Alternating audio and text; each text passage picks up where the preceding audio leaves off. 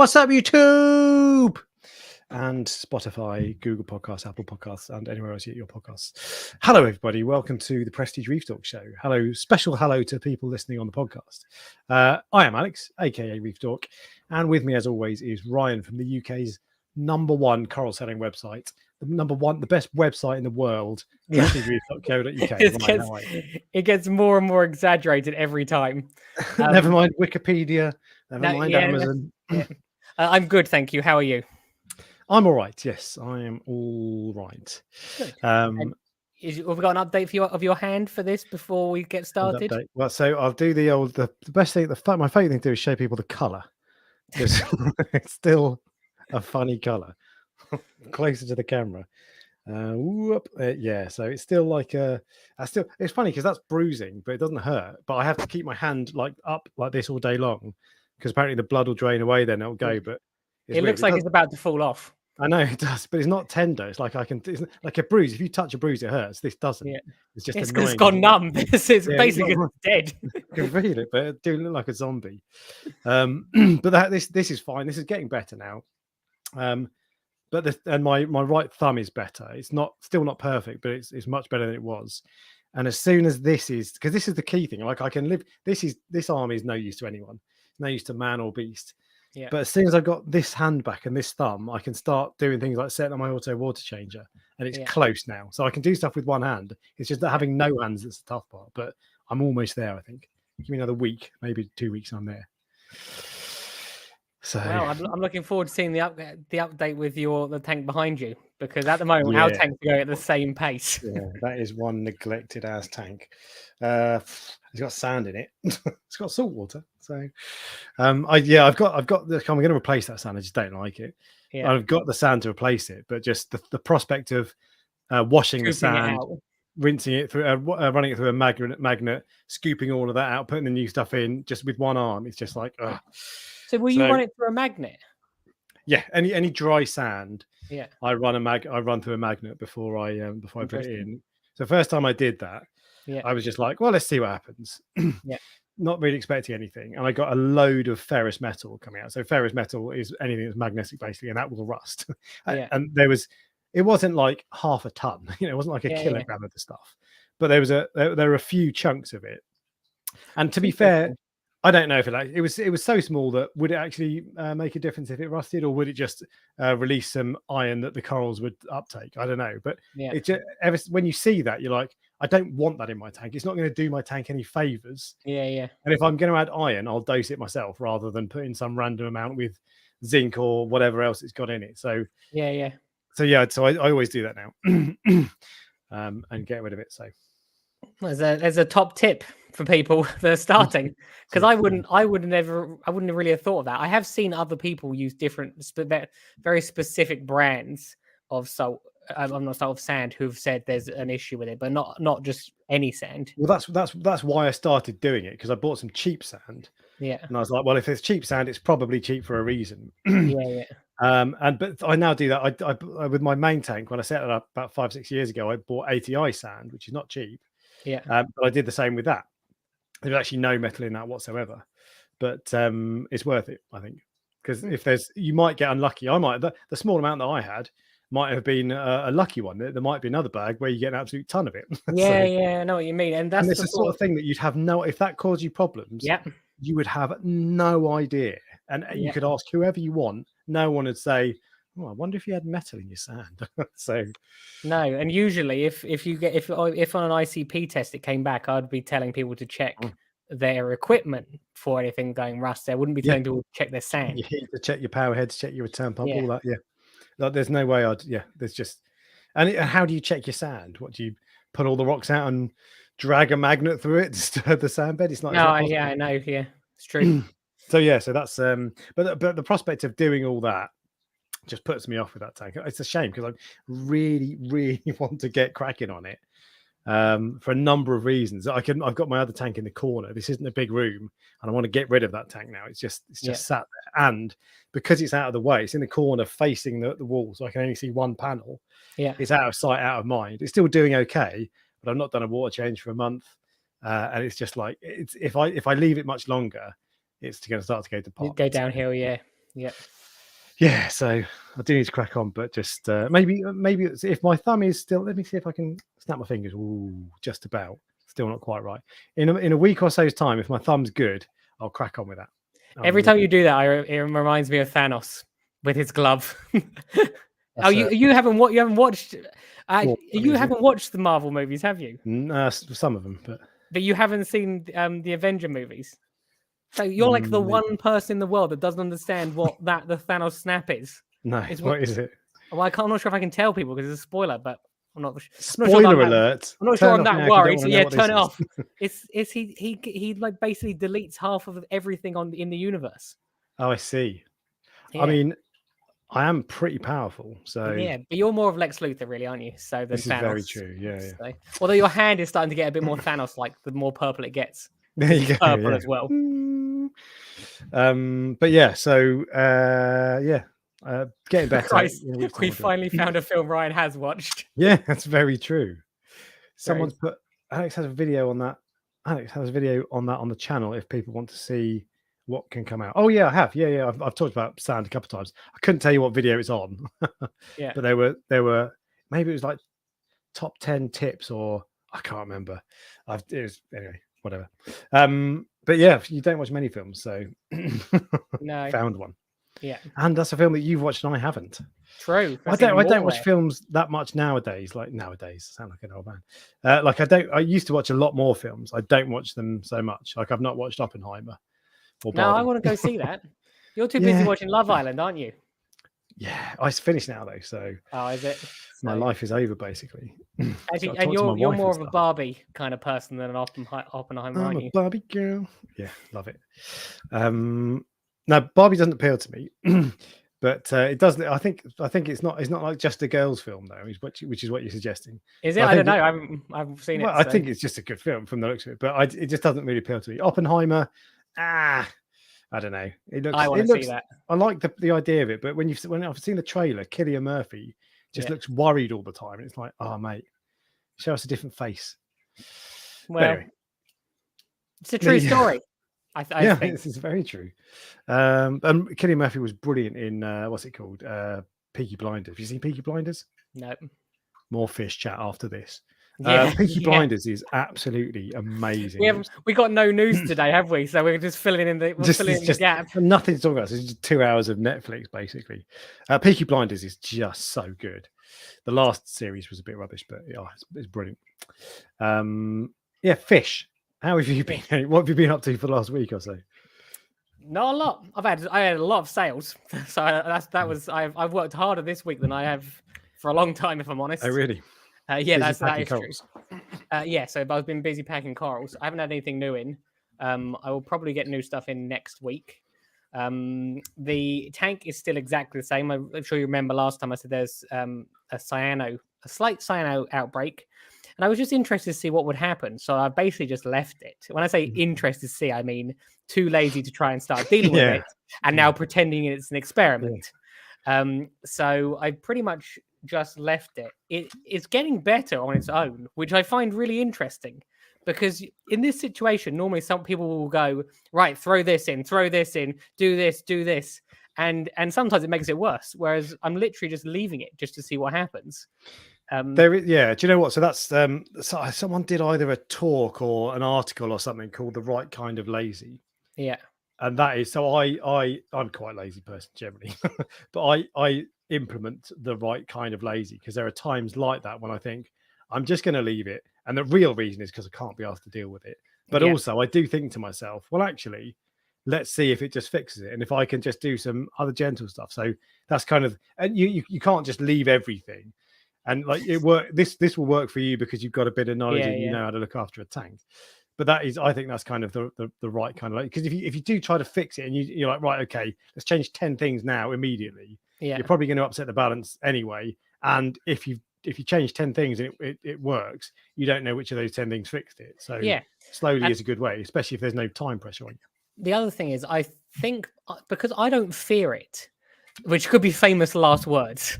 So I'm not quickly trying to do something to resolve an issue. It's like when people first get their Aptasia, the first thing they do is they start like scraping it off the rock, which actually makes it worse.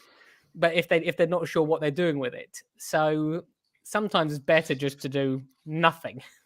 It's funny because there's a balance with that, because I'm the same, and I had Aptasia in my. Sorry, I'm shuffling around because I can't get comfortable. Yeah. I had Aptasia in my water box, my LPS tank, and I just saw a couple of tiny bits, and I was like, well, I can't really put a copper band in there because it's full of LPS. I don't want to put a firefish in for the same reason. Do I want to risk a peppermint shrimp? Maybe. Do I want to go for nudies? Well, I don't know if I can get out. But I just thought, you know what? I'm gonna. There was a small bit of rock, so I took it out and threw it away. Yeah. And I just left it and monitored it, because I just wanted. I was like, you know what? If they take over, I can deal with it. I know I can. I've dealt with them before, so I can live with it. Yeah. But I left it, and actually they went away on their own in the end. I put a peppermint shrimp in when they came back another time. Yeah. And I've since taken him out, and they've never come back, which is a bit unusual, to be honest. But I did just leave it.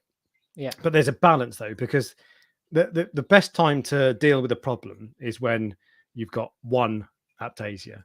Yeah, of if course. You try to if you then turn around and 6 months later, because that's the way it goes, isn't it? You'll be like, you know what, I'll do that next week, and then next week becomes 6 months, and then your tank is covered in the stuff, and you can put in as many copper bands as you want. They're not going to deal with it. So there is a balance, because you can't just leave it. But I think what I mean is, some people will try to it's almost like an overreaction. So and it's a perfect example of what we're in the that. panic button. So and then rather than doing the right thing or processing it in a smart way, like you took the rock out, they'll try and do something to scratch it off, or kill it, or inject it with something, and all these things usually result in spreading them further. Yeah, well, manual removal is always the best way. Yeah, but like on that, if that was on my main piece of rock, I'm not going to throw the rock away. It was just because it was on a little bit that I didn't mind losing, like a few inches across or whatever. But yeah, absolutely. And if it's not going out of control, then there's no need to panic. And hitting the panic button does cause problems. It does do more harm than good, I feel. Yeah. But there we go. Anyway, so what else was I going to say? Anything else been going on with you? Someone's just commented about your mic. I don't know. You commented last week. I know. I'm going to keip it where it is, but thank you. Okay. I don't notice any difference. I can hear it fine. So yeah. But anything else been going on? If I'm honest, not really. Not really. No, it's 4 weeks. Obviously, I think I'm 4 weeks in, which means in 4 weeks' time I can put fish in again. But will it be like 8 weeks pass on the Sunday, and then Monday you're putting fish in, or no? I think so. This is what my plan is probably going forward at the moment. Obviously, I had a rough time with that tank, and then I realized that I've got loads of fish in the coral farm, literally loads. They've been in there for years. There's no issues with, like, they've almost been in like a it was observation, isn't it? If you think about it, they've been in there. There's no new fish has been in there for quite well since I think the clownfish went in, which was, I don't know, 2 or 3 months ago now. So they've all been in there for a while. There's nothing that's specifically like, you know, what happened with the tank. And I just wonder do I need any more fish is what I'm trying to say. Do I need any more? Do I need to go and fill it up with, put loads and loads of new fish in the water box, or do I just move some of them from the coral farm? Because I have too many. I have too many in the coral farm, because the more fish you have, the more nutrients you have. But do you want, the more you feed it. But do you want just any old random fish that that'll do? I've got 5 yellow wrasse, or do you want fish that you specifically want for that tank? Or can you get them from the farm? Oh, I've got plenty of wrasse. I've got basically every tang you can think of in the farm. So I haven't got an Achilles, but I have a jewel tang and 2 soul hole tangs, all different mimics, and all the zebrazomas and all things like that. So I pretty much I've got more than what most people would have in their tank in the farm. The only thing I don't have is other angelfish, and as I said, I'm not sure if I'm going to go down that route again. So I will.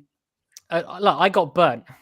Is the honest answer. I got burnt, and I got burnt pretty bad, and I will go down some sort of observation route. I don't think I'm going to be going the whole It's difficult to say because when you're on here, I will get absolutely hammered for saying this if I say, "Oh yeah, I'm not quarantining them." But like, you see what I mean? I Because don't think you will. There's a very small percentage, a small loud minority yeah, who kick up a fuss about that. But bearing in mind, 95% of people don't quarantine. I reckon, maybe yeah. even more. What So what I will be doing, I have an observation tank which I can set up, and I can put them in the observation tank with some live rock from the coral farm, and put them in there to see, like, if it's one of those diseases which wipes fish out immediately, you'll know pretty quick.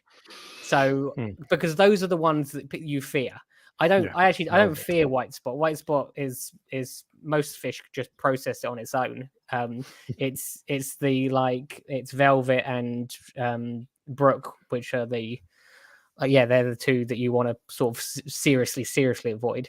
But yeah, so I don't know.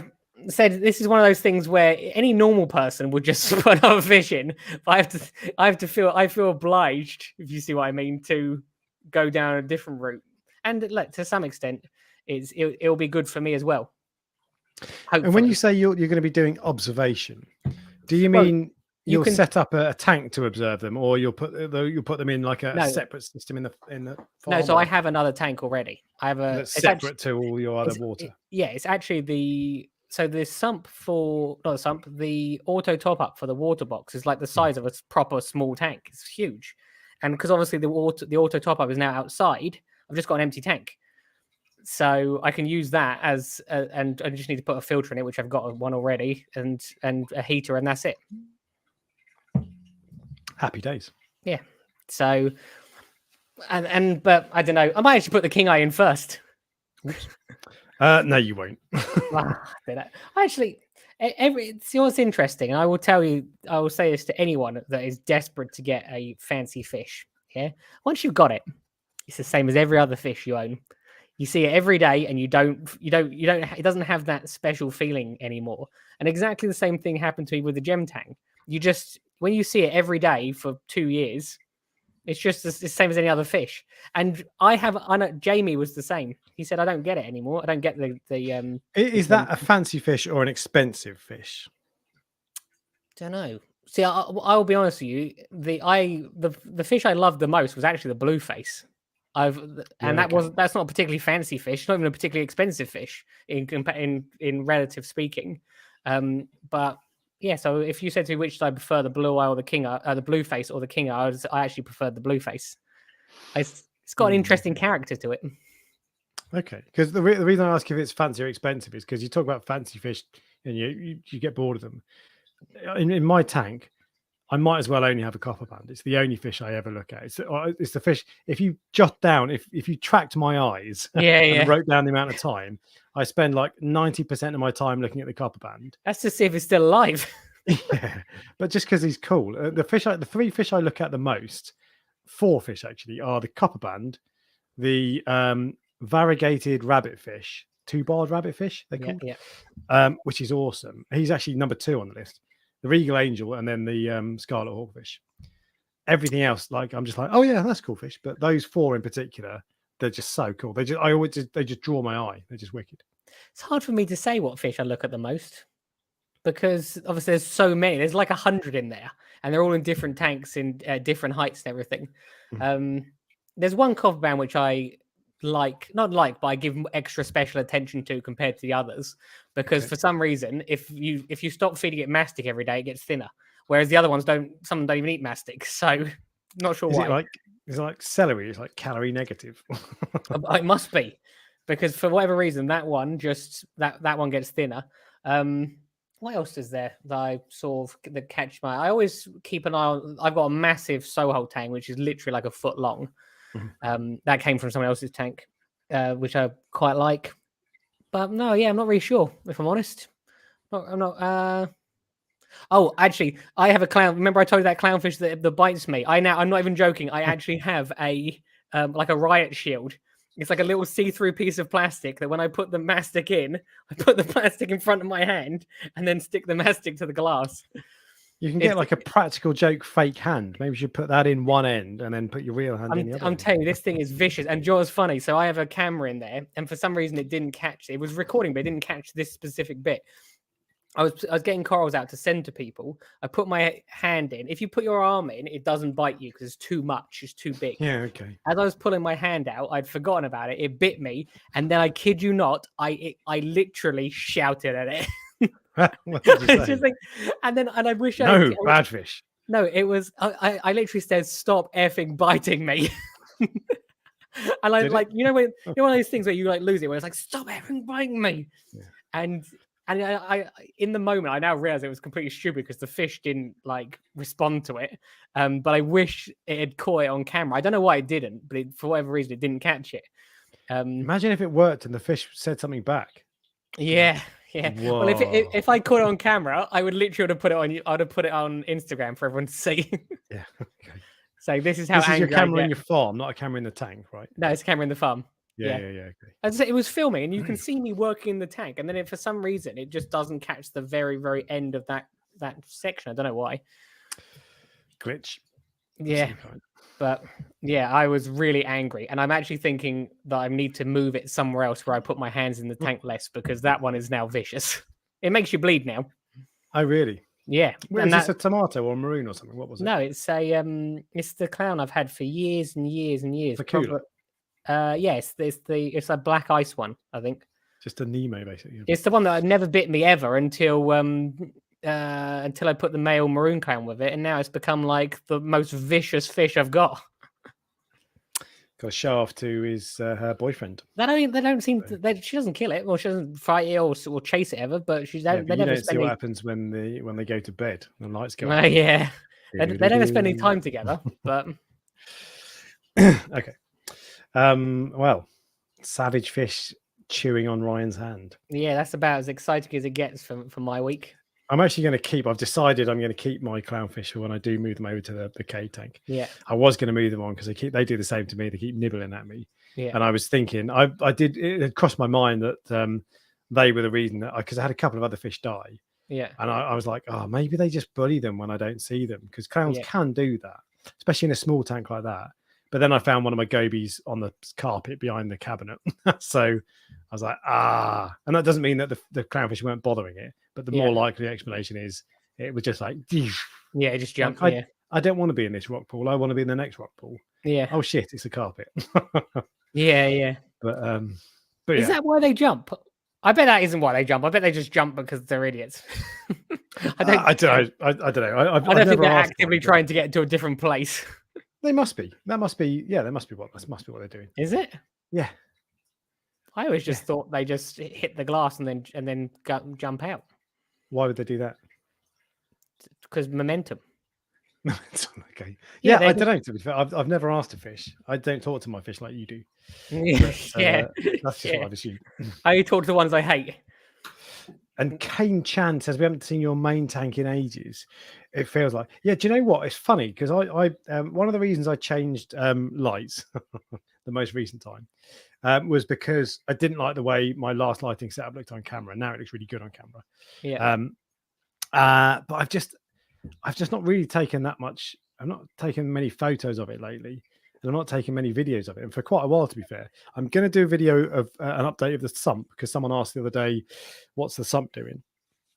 So I'll do that on the Reef Dork Extra channel, and I might do an update at some point. But people don't tend to. I tend to find my tank updates are some of my videos that get watched the least. Yeah. So I don't. If people don't want to watch it, I'm not going to make a video about it. So yeah. So I don't tend to make tank updates. I do sometimes. You've probably got summer blues as well. Everyone in the industry gets summer blues at this time, where they're less. I'm quite happy with my tank at the moment. I mean, are you going and buying stuff as much as you usually are? Whereas in the winter, you're like, yeah, let's go do some fish shopping. The only reason I'm not is because I can't jump on my motorbike and ride up to the shop. But I'm still buying. I'm still setting stuff up, and I had a couple of weeks where I was a bit flat, but I'm into it. But that's not why I'm not doing the old what's it called, the video, an update on the tank. And Barolo says, did you add the reef flare bars? No, I don't. They're not my cup of tea, the reef flare bars. But I did add. I kept on my last lighting setup. I had what are they called, reef bright strips. I had 4 of them. And 4 is too many, but 2 is good. And I kept them all back just in case I didn't like the refactory ones, because even though they're given to me, if I didn't like them, I'm taking them off. Yeah. So I kept them all back for a little while. I decided I liked it, so I sold. Oh no, actually no, I kept my kettles because I didn't want to sell them in. Anyway, but I kept 2 of these Reef Brights back, and I was like, I want a bit more spread, so I'm going to have a bit more spread. So I put to just like full coverage, but they look good. And Bubbly Reef says she loves watching Reef Dork updates. So I do those. I'll do them on the Reef Dork Extra channel because there is still like some people still do want to watch it. It's just it'll be a few thousand. So that's a better location for those videos. Anyway, what was I going to say? Oh yeah, so I've discovered this week. So I've been dosing Calquasser for ages, as you know.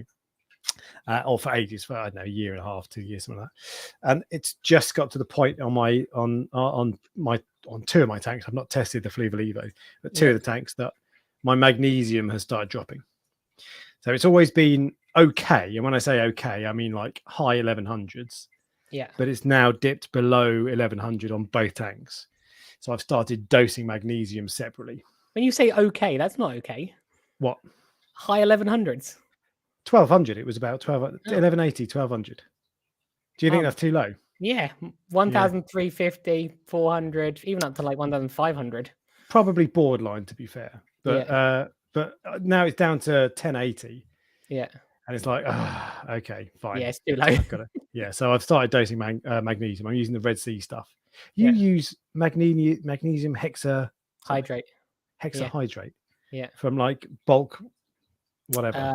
What's it called? Interlabs. Yeah. Interlabs. Interesting.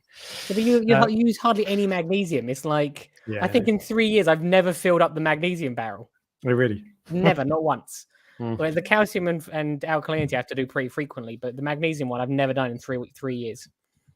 So, I mean, it is like a 40-litre barrel, and I dose like 3 mils a day or something. The water changes usually keep up with it for some reason. See, I think that might be because so on my main tank I dose 2-part dosing as well, and that does have magnesium in it. Yeah. So I think that's why it's kind of been all right. And although it was at 1200, I don't know what it was before then, but it's been okay. It's just that it's dropped down. Yeah. So water changes have probably kept me out of jail a little bit, but water changes don't do a lot for dosing. Yeah. But I've just started dosing magnesium, so it's a pain in the ass because I've got to set up another dosing pump. But needs must. Yeah. Because I did start trying. I started dosing manually, thinking, well, maybe I can get it up and then just pour something. Just ignore it again. Just because I can't be bothered to set up. Yeah, exactly. But that's the thing. It's the answer is do it properly. I swear it's like magic. I don't understand how it doesn't fall like on the coral farm. There's so many corals in there. And as I said, I'm dosing huge amounts of alkalinity and huge amounts of calcium, but hardly anything for magnesium. It's like borderline trace element, isn't it? Not literally, but the uptake is very low on most tanks.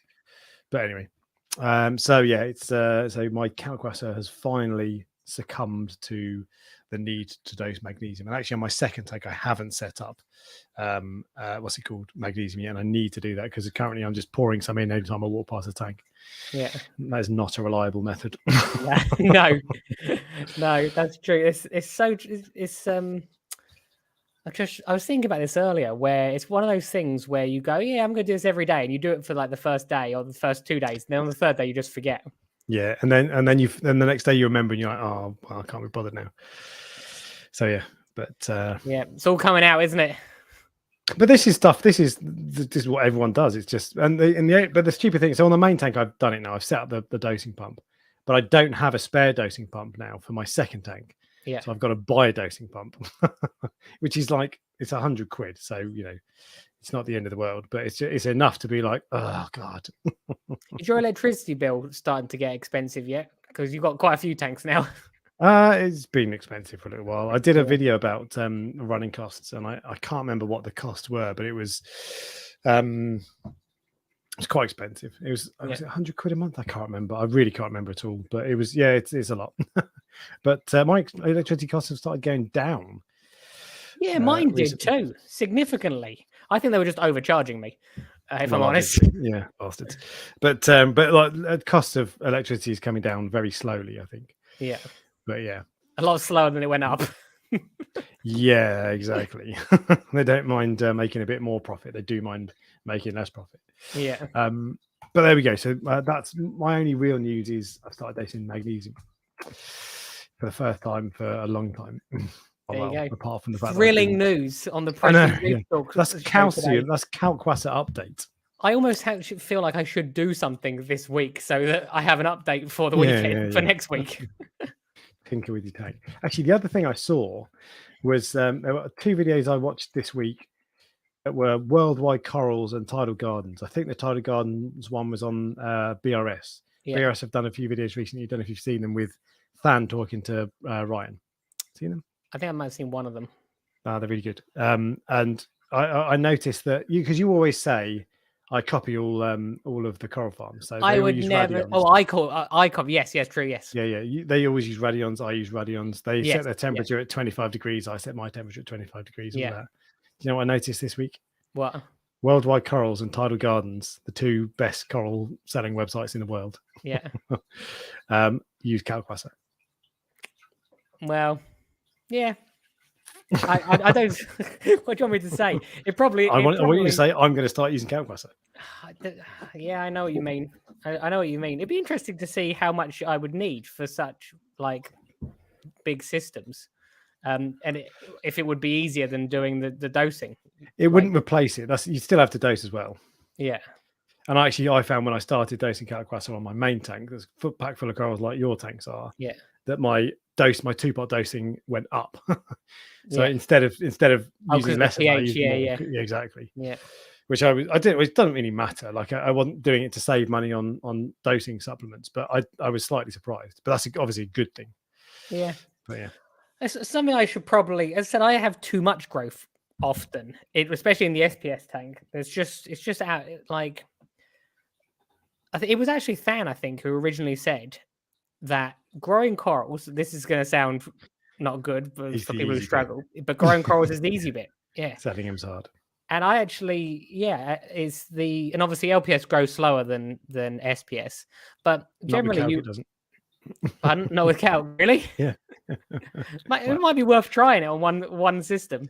Yeah, just to see, just as an experiment. But I know, but remember, there's thousands of pounds worth of stock. And if it goes wrong, why would it go wrong? But if it did go wrong, it would go wrong if you poured powder in. Yes, I know. So, but it's something. Why you put me on the spot here in front of everyone to try and get me to switch over? Because that's my tactic. It's my standard tactic. If I just text you quietly on like a Tuesday afternoon, I just ignore nothing will happen. Exactly. Yeah. Yeah. It's something for me to think about. I'm a man of routine. I'm stuck in my ways. Don't like change. I don't like change. Yeah. So I stick with what I know, but there's no reason I couldn't. And I've probably got all the equipment I need other than a calc stirrer. You wouldn't need a calc stirrer. You just need a vat, a big tub of water. I've got a 140 litre vat, which is empty. There's actually, I can't remove it. It's literally been installed inside under one of the stands. There's never had anything in it, and I could put it in there in theory. And I have a dosing pump connected to it. Do you have to have a specialist dosing pump? Ideally, you want a continuous duty dosing pump, certainly at your level. So an Ecotech Versa. I've got technically one of the maxi dose, haven't I? So in theory, I have everything I need. In theory, I'm going to sneak down one day whilst you're away and set it up. Yeah, and you'll come back and you'll be like, "Oh, my corals look really nice. That's weird." It'd be interesting. It would be interesting to see if it made a difference to the LPS one. As I said, the SPS one is it's almost a pain. Yeah. It's almost a pain because every day you have to go in and you have to and a lot of it is just standard stuff, which is good because people buy the standard stuff, but you have to sell a lot of it to keep up with the colonies are like this big. So ideally, what I would like really in an ideal world is to choose which of my corals it makes grow faster. Yeah. Because I've got, even in that same tank, I've got some SPS that grow really fast, some SPS that grow really slowly. Yeah. And it's like, so I do sometimes think, well, when I started dosing Calquasa, I was like, well, if it's going to make them grow quicker, that's wicked for the frags I'm just putting in, but it's bad news for the enormous foot-long colonies that are already too big for the space. Yeah. So nice problem to have. I find SPS, this is going to sound like an old thing, I find SPS easier to grow and to keep than the LPS and the soft coral tank.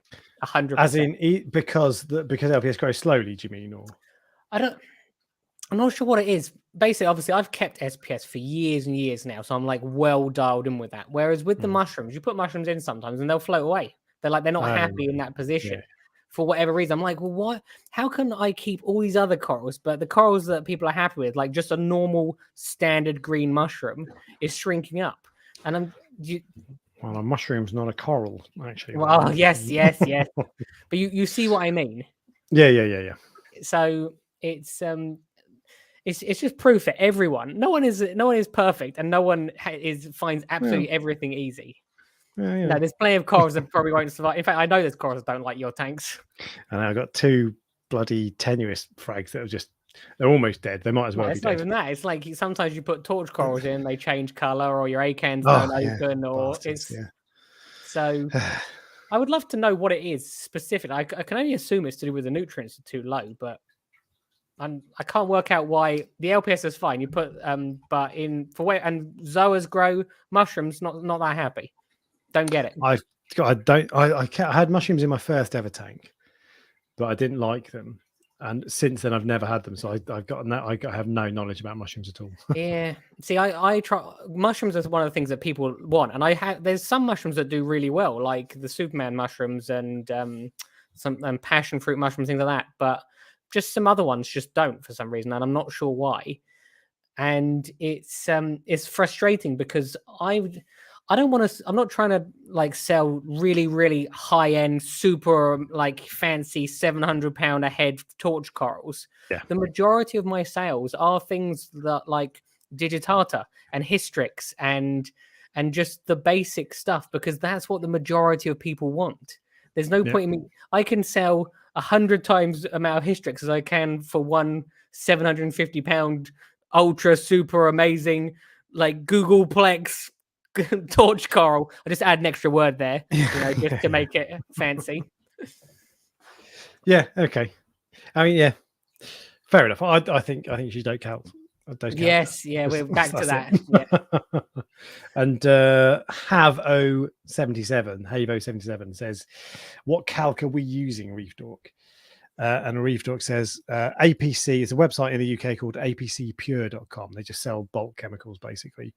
And it's APC calcium hydroxide, 98% pure. I started using Seachem Calcwasser because it has a picture of a coral on it and it made me happy. And it did very well. So no reason not to use that. I then switched to Reef Flowers Calcwasser because it has magnesium in it. Yeah. And I was like, oh, wow, that means it'll do calcium alkalinity and magnesium. But it turns out magnesium won't dissolve or something. Basically, you can't put magnesium in Calcwasser. So it's the gimmick. You can put something in there, but it's not going to increase your magnesium. Yeah. So it's lies, is my understanding. So I moved. Bold statement. This is based on what Randy Holmes Farley says, and he's a lot cleverer than I am. So don't waste your money on. It's not that Calcwasser isn't good. It's just that it's not going to increase your magnesium. Yeah. And so I went through that. When I bought the calc stir, I had some Deltec calc that came with it. But now I use calcium hydroxide just from bulk because it's dirt cheap. I bought like 25 quid bucket.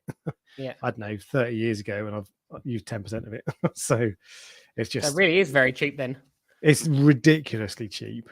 And you don't get through it very, very much. So wow. Good stuff. I have to look for a place for oh no, I don't need a calc stirrer, do I? I just need a bucket. You can get a calc stirrer if you want to save space, to be fair, but no, as I said, I've literally got it. I'm not. How much do you lose to evaporation per day in your farm, roughly? I have literally no idea because it automatically tops up. Yeah. So I have. How often do you fill up your RO? Oh, it automatically tops itself up, doesn't it? Yeah. So I have no idea. Yeah. So okay. 4,000 liters. And they're all open tops, as in they're all 20, like. Yeah, and it's they're shallow, so there's a lot of surface area. You must lose at least 20 liters a day. Probably. Bare minimum, probably double that. Yeah. So that's a lot of calc. God, I'd be filling the calc up a lot then. That's why it's probably a better idea to use a calc stirrer. Well, the container is 140 liters, so that's not going to last me that long. That'll If it's last you 20 4 litres. days. So in that case, you're better off with the calc stirrer because you feed the calc stirrer from your auto top off your freshwater reservoir, and then you just put a bit more calc in it every couple of weeks. Don't see I don't have a normal auto top up on those tanks. I have the pipes for the auto top up are like this thick, and like on proper pumps. So yeah, it's not. I had to basically make my own auto top up. It doesn't change anything, but I see what you mean because it just replaces anyway. Whatever. I'll persuade you not to say. We'll have a chat. We'll have a chat later. I'll see if I can buy some APC calc butter, put a Reef Dork sticker on it, and sell it to you for. Good idea. 50% profit markup. Good idea. There's going to be a Prestige Reef one coming soon. Yeah, exactly. But there you go. So that is that's calc, and that means we move on to the Prestige Reef Fish of the Week. No, we haven't had member questions. Oh yeah. Oh, member Alex, come on, mate. Oh, good. No, you're just trying to speed through this, aren't you? We're gonna do member questions and then. It's right. I've got my notes here, right there. Number one, member / Facebook queues. Number two, like you're losing PR it Fish bit, OTW. Originally, you were very professional. It's almost turned into like some sort of amateur show. Man, and my microphone's not in the right angle for some That's people. True. That's true. And also, you normally wear a black T-shirt, so you can't see the microphones. I've given up on that. I find it offensive that I can see your microphone. I know. I've given up on that. I think it's better just to have a brighter T-shirt and deal with the fact that you can see the microphone. But anyway, don't think anyone cares. No, I care. Only you. Member questions. Right. First off, member questions. We have Bubbly Reef says, "Are there any good movies, documentaries, etc. about the hobby?" There's 2 that I can think of, and I'm not talking Finding Nemo. It's not about the hobby, so not really answering your question. Did you see that octopus thing on Netflix? About farming octopus. No, it's like My Octopus Teacher or something like that. It's about a man who goes out every day and like spends time with an octopus. Now that's not about our hobby, but it is something that people in the hobby would be interested in. I found it. I mean, it is a bit weird. He does seem to have this sort of love relationship with this octopus. Like you almost feel like he's like romantically attached to this octopus.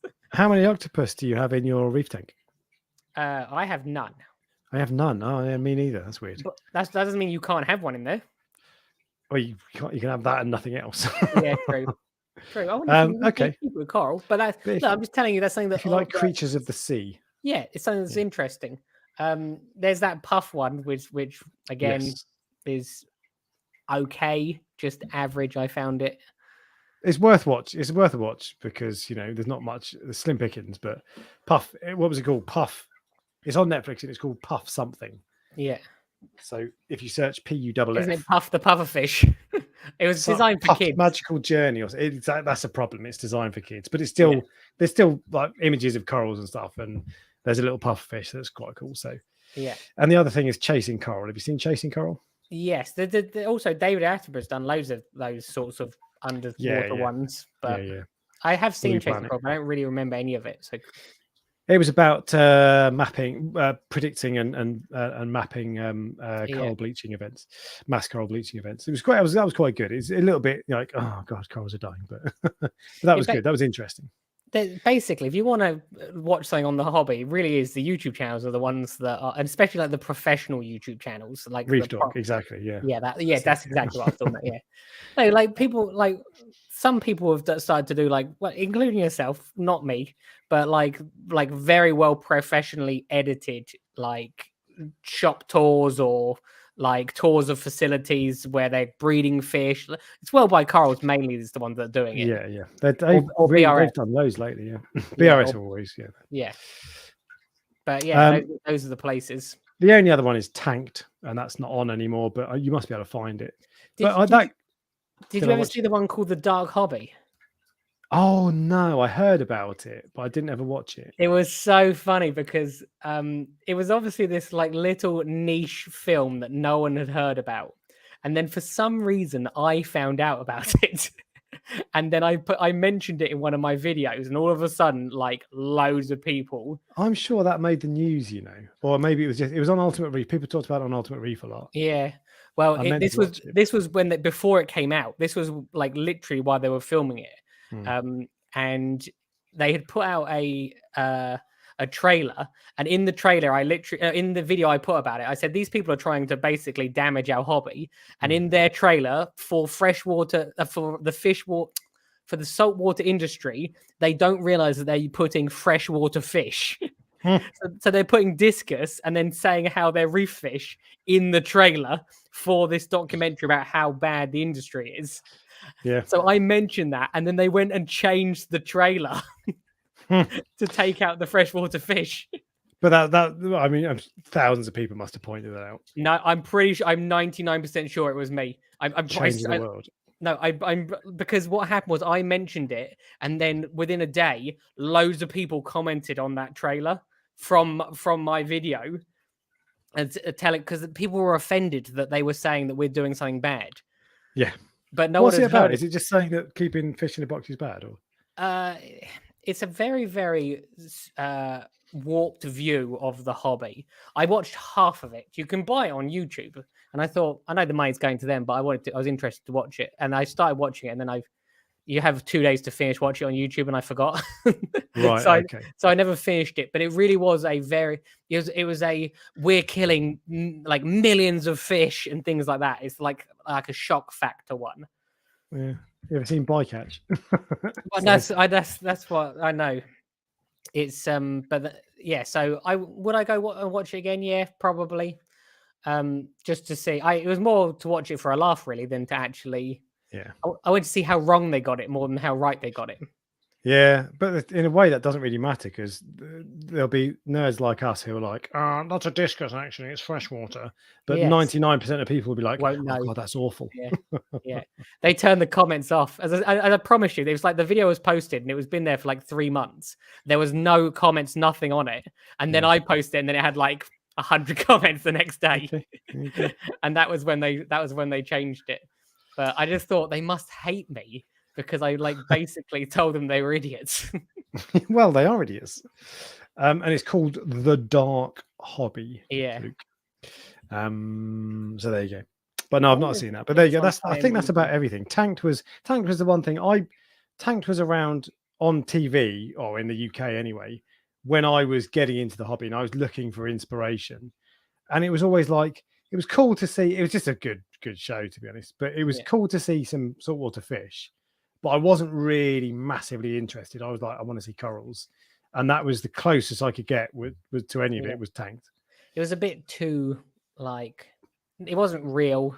Bit forced, I'd love to see the tanks like a week later or a month later. But they've talked about this before. So some of them, like the people, they got criticism because they put in like 100 fish on day one. No, I know, yeah. And the reality was that actually as soon as they turned the camera off, they took 80 of those fish back out. Oh, really? And and they had maintenance companies looking after all these sorts of things. But I'm sure that most of those tanks were designed for to look a certain way rather than, it's not like if you or I set one up. But anyway, but we have them for months with nothing in them. Yeah, but you can imagine that as your TV show. Yeah. Like, come back next week when we'll show you a bit of diatoms on the sand bed. There was one called Fish Tank Kings as well, which was better in terms of like information, but it was less like showy. But they didn't quite have it right either, I don't think. Do you know what? I remember that, but I don't think I watched it that much. Presumably because it wasn't as good. Neither of them would be what I would classify as good. I thought Tanked was entertaining. It wasn't like it was. If you're into saltwater fish, that's the closest thing you've got to mainstream media, basically, apart from YouTube. No, I know what you mean. I just, not for me. But it's not really aimed at people like us. It's aimed at regular Joes who like watching that kind of reality type TV program. I met the guy from Tanked. Brett Raymer, the bald guy. Yeah, I met the bald one. He was at Macna. Okay. And who was the other one? Wade was the other one, I think, wasn't it? Yeah. Wade, yeah. I I think that ended. They split up with. I know he split up with his wife. I think, but anyway. Yeah, I think they all fell out in the end. Yeah. I don't know exactly what happened, but they was Brett Raymer was on Coral Fish 12G, George Mafarakis, Was he? recently, and they did like an interview, and it was they mentioned something about none of the juicy stuff came out, unfortunately. Yeah. But they was like I think they fell out, and I don't know, it's families, isn't it? So, but anyway, but yeah, so there's not a massive amount, but there are a few things, but they're mostly a bit old. Yeah. But David Attenborough is always good. Next question is from Shamila Butters. If your partner had the best corals in their tank, would you steal it for your own?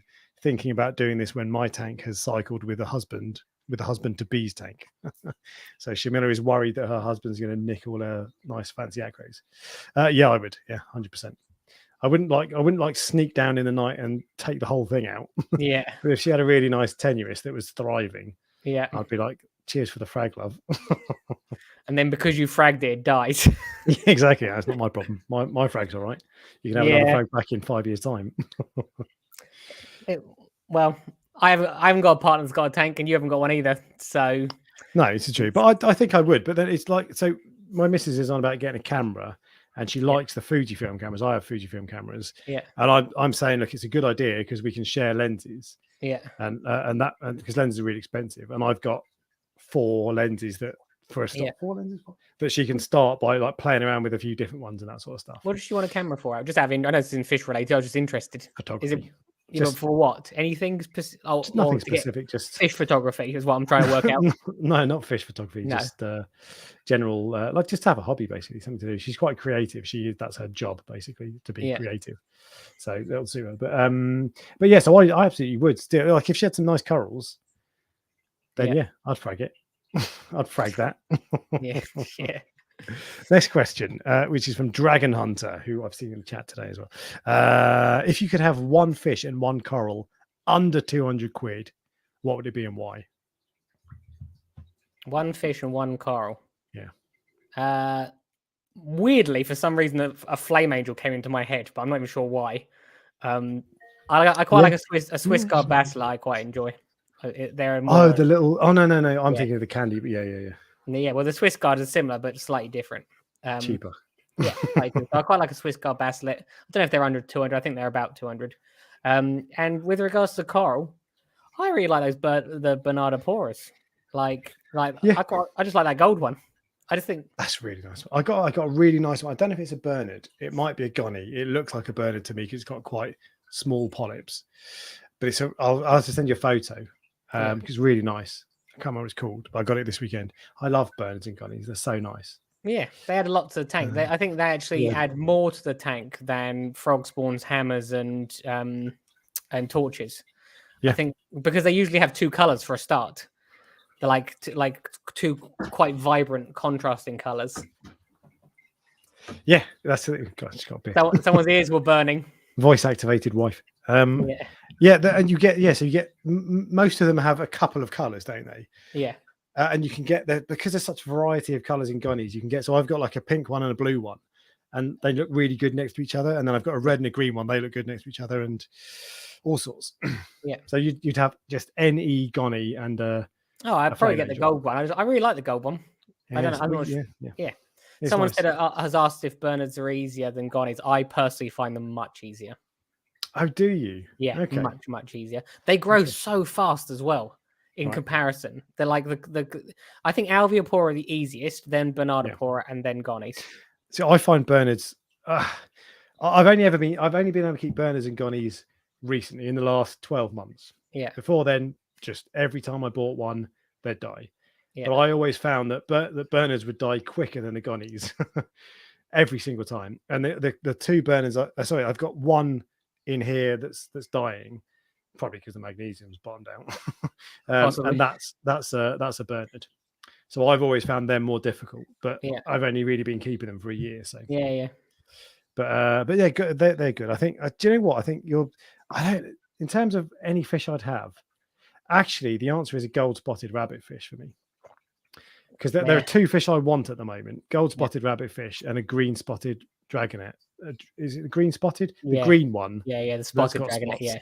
spotted dragonet. That's it. Yeah. I think they're really cool. So, but I think that's my answer. And I went looking for one last weekend, and I will get one. It's just when trouble with dragonets is they're going to struggle in most tanks anyway. Yeah. I think they'll be okay in mine because I've got a ton of microfauna and all that sort of stuff, and I've kept them before successfully enough for a couple of years.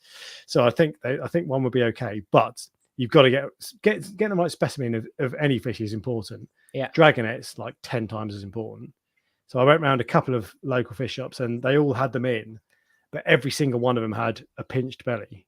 Some of them were like almost dead, and I was like, God, no way. And others were like a little bit pinched. And it'll come a time. It might take me 6 months, but there'll come a time when I find one that's fine. It's not a big fat one. That. Maybe not big fat one, but that'd be. You want a big fat one? Why want you a big fat one?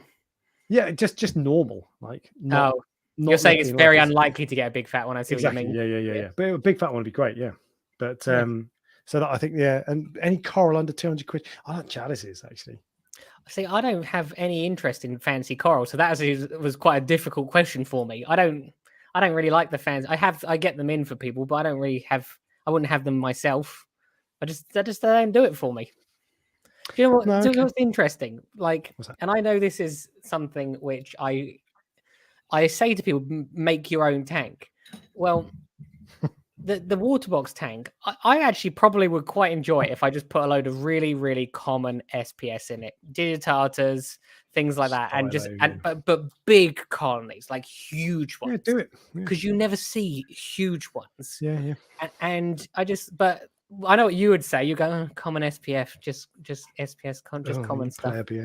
Yeah, and yeah, but it would probably you get the enjoyment you get from your tank is when everything's going smoothly and it's successful and healthy corals. If you've got a tank full of acros, like the best acros you've ever seen in your life, and they're looking unhealthy, that is not as satisfying as the healthiest stylos you've ever seen in your life. Yeah, and obviously I go away for long periods of time sometimes. So do I really want to have the stress of having a whole tank full of Acropora? Whereas if a whole tank full of like I don't know Digi stripped, then I can get more and replace them like pretty easily. Yeah, just grow back in 2 days. Yeah, and they'll grow back quickly. And it adds to like this. Maybe some of the nicer ones, like the bubblegum digis and things like that sell well and for a high price, is worth doing because then I can frag from it too. But I have a colony of elkhorn, Montipora, which is like this. It's like really bright green. It's got interesting like growth to it. It does like even because of how it grows, the whole colony it doesn't shade itself out anywhere, which is unusual for things like Pasillipora will shade out the base, thin branches. Yes, and I thought I could literally put that in the very middle, and it would be like a really nice showpiece because of how big it is. But people will just go, yeah. But that's funny because that's so this is the whole topic tonight, which we'll come on to, is brightest corals. Yeah. And the reason, this was a suggestion from the Facebook page, Zach Harrison, I think his name was. I was about to say Zach Crawley, but he's a cricketer. Anyway, so it was a suggestion, but when I started the hobby, I kept Googling brightest corals because I wanted to find like an article or a video that showed me them. So when he suggested that, I was like, wicked. So there'll be a timestamp at some point in this video. When we just go and list all of them, so we'll get into that later. But Monte Stellata, which is the one you're talking about, elkhorn, right? Same one. I think so. Yes. Let me Google that. It. So I had that until not that long ago, but I got rid of it because it just grew too quick. And in my tank, I don't want massive corals because I like medium-sized corals, so like 8 inches across. It is that one. Yeah, Monte, but that was one of the corals that when I like in the winter when it goes dark at like 4 o'clock, so my driveway is the other side of my garden, so it's I don't know 30 feet from my house or whatever. Yeah. And if I walk across the driveway, you can see the tank at night. Yeah. And when it's under blues, the Monte Stellata was one of the brightest. It was one of the corals that you're like, wow, it looks amazing. And I actually think that my living room is quite small. It's about 4 meters squared, less than that, in fact, 3.5 meters squared, maybe. It's not very big. And I think that tanks look better if you can take a step back further. and look at them from a bit of a distance. Because when I stand outside my living room and look into my tank, it looks awesome. And some of the corals, it just looks much better, especially big colonies like the Saltwater. So you're out by your car with some binoculars, Yeah, exactly. Yeah. enjoying your tank. The neighbours are like, "What's he doing?" No, Yeah. it's corals. Honest, it's not. but yes, Monte Stellata, because they're spaced out. They're not just thin branches, because like Hystrix is thin branches, but they're really thick, so they block themselves out, don't they? Whereas Stellata, they're spread out, so they don't you don't end up bleaching the thing I like is that they're not like. Well, they are. They're basically like an elk horn. They're not like the digis where there's just one long straight line. It's worth getting a picture up of one, because I just typed in Montipora stellata and there's a few different types coming up. I've got like the bright green one. I've got one from my Instagram from a while ago. It'll take me a bit to find it, but I'll put it up. Yeah. But we'll come back onto that, because that is the that's actually my core of the week this week, because I just think it's underappreciated. Like I don't know why. Because it's one of the brightest corals I've got. Yeah, so we'll come back onto that in that case. We'll finish off the member questions. Yeah. So that's the fishing coral we'd have for under 200 quid. Richard Reef asks, what is the one fish and one coral you wish you could keep but can't because of size, price, availability, etc.? You go first. I'll have a think. Fish, coral, what coral? Oh, coral, easy for me. Icefire echinata. It's such a stunning coral. But it's impossible. it's like one of the notoriously tricky SPS to keep, and I'm not skilled enough anyway. And you know, it's difficult for people who are very skilled, and you know, I'm not up there. So that I just can't keep. I'd love them. They're amazing. Fish wise, what would I like that I can't have? Probably something like a flame angel or a gold flake angel. You can have a flame angel. You can have a gold flake too if you want. Yeah, but I also want SPS corals or LPS corals. Or no, they'll be fine. You'll be fine. Okay. Well, with the flame angel, you probably would be fine. The Harlequin tusk is the first thing that came to my mind. I like to just say the first thing that comes into my head. Yeah. Just to see, like, because if you get like an immediate response and then you can think through. But as I say, a Harlequin tusk would be probably the one. I've always fancied one, but why don't you have one? Don't know really. Don't know. Just you could actually, your tank could be a good candidate for them. I just think, they look a bit odd compared to all other fish. do you understand what I mean? They almost look like they don't fit in with like. They're quite chunky. They look very different. Yeah, and most fish are like very streamlined, whereas they're like chunky, aren't they? Big chunky bastards. Yeah, and I just want. I don't know what they do. They look odd, I think, and I've always looked at one and gone, that would look odd unless it was an absolutely massive tank. 6 foot tank though, 6 by 2.5 by 2. Yeah, I know what you mean. And well, stop encouraging me. But anyway, that's the answer. And then last question is from Tom, who says, "Hi guys, hope you had a good week. I've been reading the Red Sea starter kit for cycling the tank, and it recommends at day 14 to add herbivorous fish, 1 per 100 litre, 1 per 100 litres on a 200 litre tank. What would be the best bet? So a 200 litre tank, what herbivore fish would you buy? I'm not even sure what one other than the tang. I'm not looking to go to jail over my first fish." Well, did you say zebra tang? Yeah, a small zebra tang, because that's 200 litres is like. Look, I've said this many times. I don't give a shit about the tang police. Okay, so if you want to come with your sirens blazing. If someone is willing to move a fish on when it gets too big, I have no problem with them keeping it in a small tank. And it's as simple as that. So not you, but the person who's asking the question has to decide, am I willing to either get a bigger tank or sell it and replace it with a smaller tank as and when required? And if you are, then by all means go for it. Yeah, so for similar rationale, I'd have a one-spot fox face. On the basis that you're going to have to move it on. The trouble is that when you see the small one-spot fox faces in the shop, they're often very skinny. So do watch out for that, because they won't survive. But I'd have a one-spot fox face, knowing that I have to move it on in, I don't know, 6 months' time. Well, no, not 6 months. 2 Tom's years. asked if zebrazomas break the bank. There are some that break the bank. Nah, Zebrazomas you get are Scopas for like £1. yeah. So you get Scopas, yellow tangs. There's two different types of sailfins, and The obviously sailfins they're quite cheap. Yeah, The actually, Voliferum sailfins are cheap. I was surprised because, and Scopas, I don't like Scopas at all. No, they are boring. They're my least favorite one. I like. I would say, like yellows used to be cheap, and they would be one of the better ones. I quite like the Pacific sailfin over the Desjardins, but they get very big. Yeah, are they quite aggressive as well? Not overly. I do have one aggressive one, but that's one in about 20 that I've got. So right. Yeah, but yeah, the yellow tangs used to be obviously much cheaper, so they used to be sort of one of the first fish everyone used to get. But no one goes and buys a £200 or £300 yellow tang now. Yeah. So I'm not sure if that's a good or bad thing.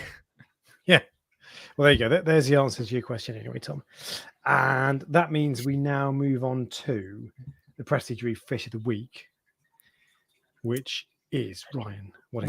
It's the Prestige Reef was lazy fish of the week, and once again I asked Marina, and I always find it interesting when I ask Marina because she knows nothing about fish, so she literally goes on to Live Aquaria, and then she starts looking around, and she goes, "Oh, this is a weird one. I've not seen one like this before," and she picked a blonde Nassau tang. So there are two different types of Nassau tangs. You get the blonde ones and the non-blonde ones. One with the yellow haircut, basically. Yeah. They say the blonde ones have more fun, but I'm not sure how true that is. I picked this fish just so I can put that joke in. The one very interesting thing about these fish, which I've noticed, is, and you need to have a big tank for these fish because they get quite large. If you have other tangs in there, and a Nassau tang or a lipstick tang, because they're the same thing, is put in with the other tangs, it becomes the top of the hierarchy, and it calms down all the other tangs. Now, as I said, this only works in tanks with large, 4 tangs in large tanks.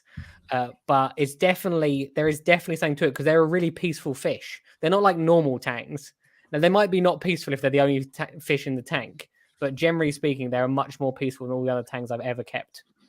So that's why I thought I'd just give them a little shout out today. And by me, I mean Marina. Okay. They're cool. I like them. I think they look cool. And they don't give any grey fish. If it was just grey, it'd be boring, but grey with like a blonde sandwich. Yeah. I think they're more of they're an interesting shape, and they've got like colours in just the right places. Like they've got those big bright yellow lips, which this is starting to get a bit weird, isn't it? Yeah. You know what I mean? It's like I know exactly what you mean. It makes them interesting because if they had just if it didn't have the yellow lips but just had a yellow tail, you wouldn't be interested, would you? No, but because it's got yellow lips, it turns me on. So yeah. It has that kind of like blow up doll kind of look to it. Exactly. And Tom followed up, actually said, would a Tomini tang count? I would have a bristle-tooth tang, which is Tomini tangs and coal tangs, basically. I would have them as a second tang, personally. I wouldn't have them. If you don't, no. I'm not saying in that tank. I'm saying if you can only have one tang, I wouldn't. I would have a zebra Soma before I had a Tomini. Yes. Yeah. Because the zebras will eat the bigger stuff, basically. Yeah. Whereas Tominis just scrape off the tiny bits that you don't see. So yeah. So if you want a utilitarian fish, the zebra Somas are the better ones. But so the Prestige Reef Fish of the Week is the blonde Nassau tang. Yeah. What is the? I've already gave it away, didn't I? You did, yeah. Yeah, it's the, right. The Elkhorn Montipora. And I found my my picture from the Instagram. So actually, first off, this is that photo. The top photo is just a photo I took with my camera, and then I edited it in Snapseed. If you don't have the Snapseed app, download it, because all I did with that was set warmth to 100%, and it just takes away the blue and shows the coral as you see it. But anyway, so ignore the top picture. The bottom picture is what it looks like. Take us away, Ryan. Marina's just messaged me because obviously she's a brunette, saying blondes have more fun, eh? With a face like this. I'm in trouble now. Oh God, I could stir that and make it so much worse. So the reason I picked this one is purely because they don't seem to get a lot of love, and I don't know why. The only reason I can think of is because they're green. So yeah, every coral's green, isn't it? there's a lot of green corals out there, but I think they have a more interesting growth pattern than the digis. So people buy the digis all the time. I've got a blue one, a red one, a green one, and a purple one, but they don't buy this. And I don't know why, because I find it far more interesting. And it's Saltwater is a really nice coral. Yeah, it's far more brightly coloured, and it's an easy SPS to keep. So why? People in the chat might tell me why, but they're probably just gonna say it's green like every other coral. But the thing I like about so why would you buy green digi then? That's what I don't get. The thing I like about this is that it's different. Firstly, it's ridiculously bright. It's easy to keep. It's ridiculously bright, but it's got it's got growth tips that the growth tips look. Any SPS coral has white growth tips, all right? But for some reason, whatever it is, maybe it's because these have got more growth tips. They look like a bit more of a bicolor coral because of that to me. Yeah. But also, it's not just so like a Monty Digi is just standard coral. It just looks like any other coral, basically, doesn't it? Yeah. Whereas with these, some parts are flat, some parts are like sticking out. They've got loads of texture. They're really bright. That's a really nice coral. I like that. Yeah. That is my favorite Prestige Reef coral of the week that you've suggested so far. That's because it's an SPS. Well, yeah, but Aquapora is my bag. You know that. Yeah. So you don't have it anymore, I'm assuming. You've taken it out. I think I've got a piece because I took it out because it got too big. Yeah. But I think I've got a piece that snapped off and it fell down by my. I had a rock flower anemone that escaped and is down by the back of the weir box, and I think I've got a bit down there somewhere because I can see it out of the corner. But I don't have it properly. Is it like this luminous bright green bird? Exactly. That's why you know it's there. But it's really nice, and it's just because it got too big, and I wanted space for acros. But lovely. I like that.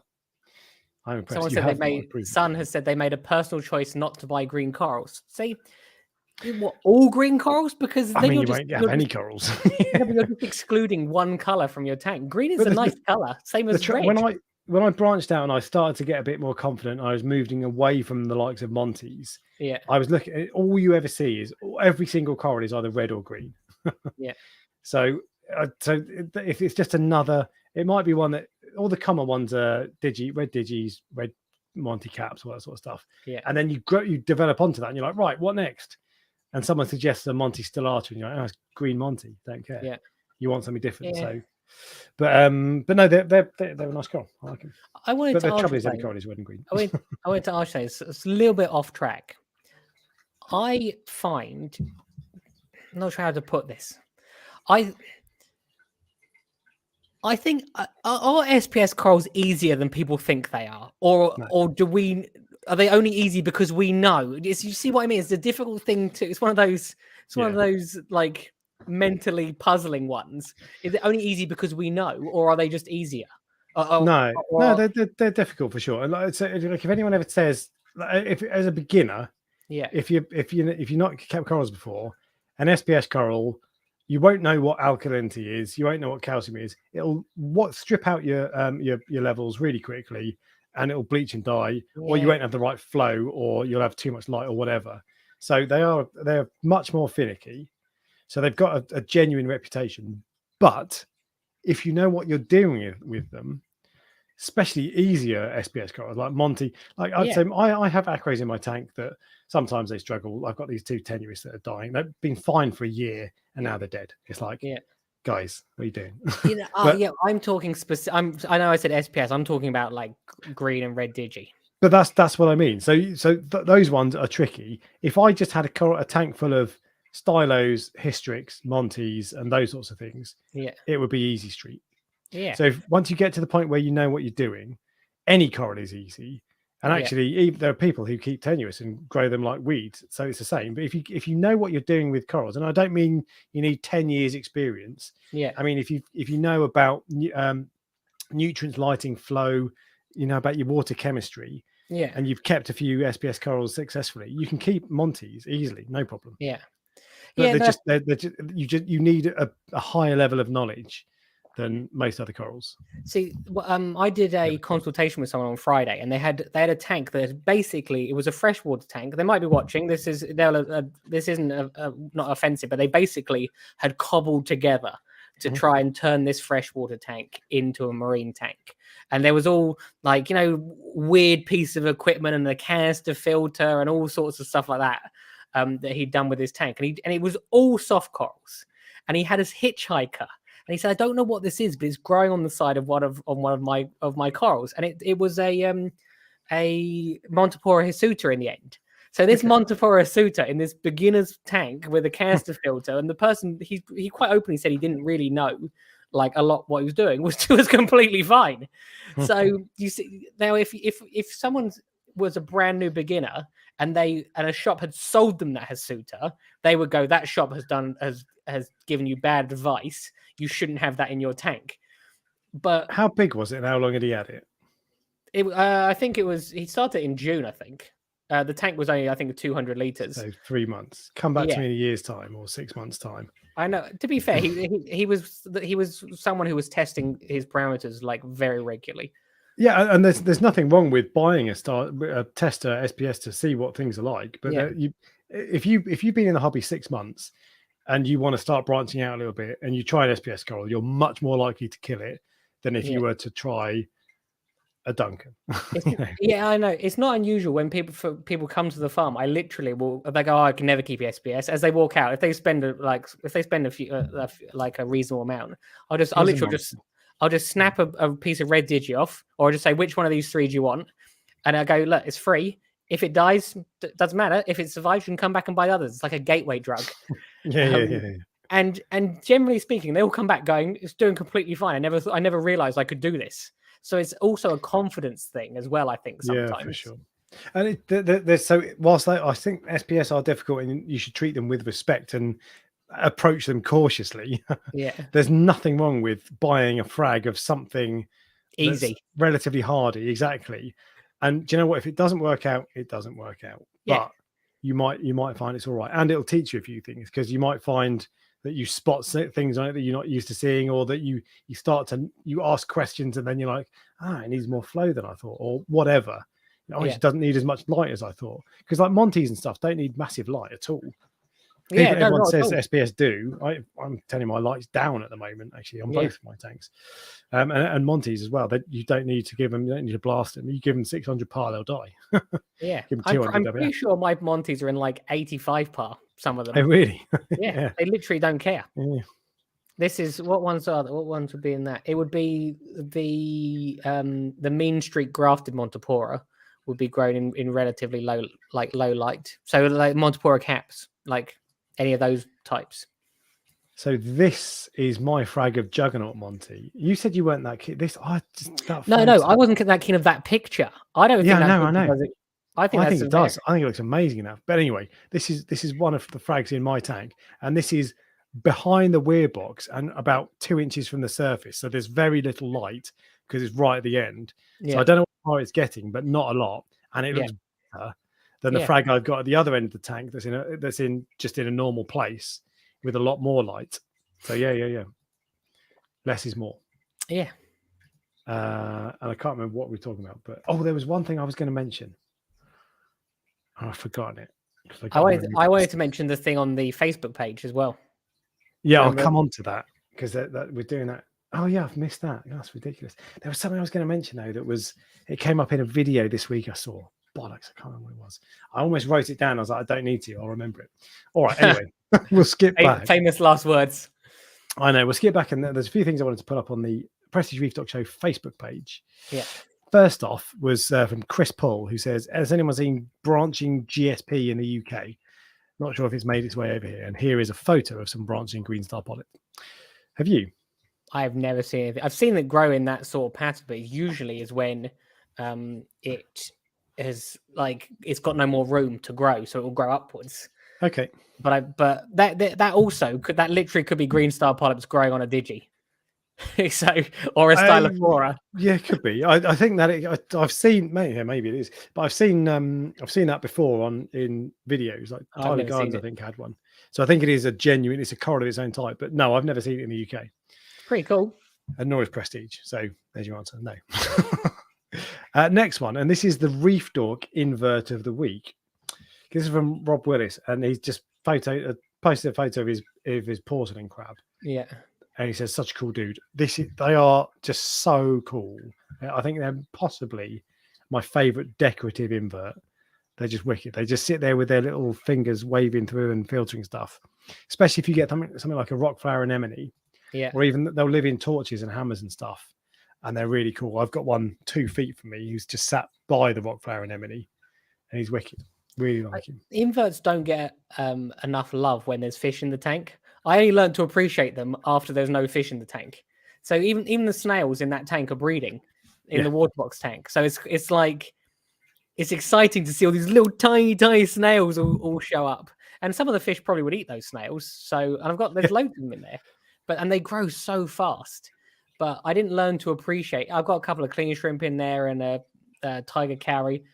They're just as interesting as the fish, I find, when there's no fish. When there's the right one. So I tried my LPS tank that's to my left now, water box. I tried to make that more of an invert tank. I had pom-pom crabs to start with. Yeah. They just disappeared and died. I don't know. They didn't last very long, unfortunately. I keep meaning to ask you about if you've got that Christmas tree rock still. No, it went to one of my customers. Oh, bollocks. She got both of them. Okay, never mind. Anyway, so I started putting inverts in there, and I've now only got. I had bumblebee shrimp. You know what bumblebee shrimp is? Yeah. They're really cool. Yeah. I had some of them, but they disappeared over time, and now I've got the porcelain crab who's been there for ages, and they're wicked. And then just some cleaner shrimp. But I'd like there's some really cool decorative inverts. I like the anemone shrimp as well. If you get a rock flower anemone and a rock flower anemone and a little anemone shrimp. I saw a really interesting cleaner shrimp the other day. Let's see if I can find it quickly. Because it was a see-through cleaner shrimp. So when I say interesting, I mean I haven't seen one before. So it's called a spooky Pedersen's cleaner shrimp. Pedersen's. I bought one of them, and it disappeared. Did it disappear, or is it just camouflage? Yeah, camo. No. It actually. So for a start, it was in my Fujifilm Evo. Yeah. And I saw it one day. It escaped into the filter section. Okay. And it was right at the bottom. I was like, how do I get that? I couldn't put my hand in. The net was too big. And so I tried to work it out. And then next time I went back a month later, it was gone.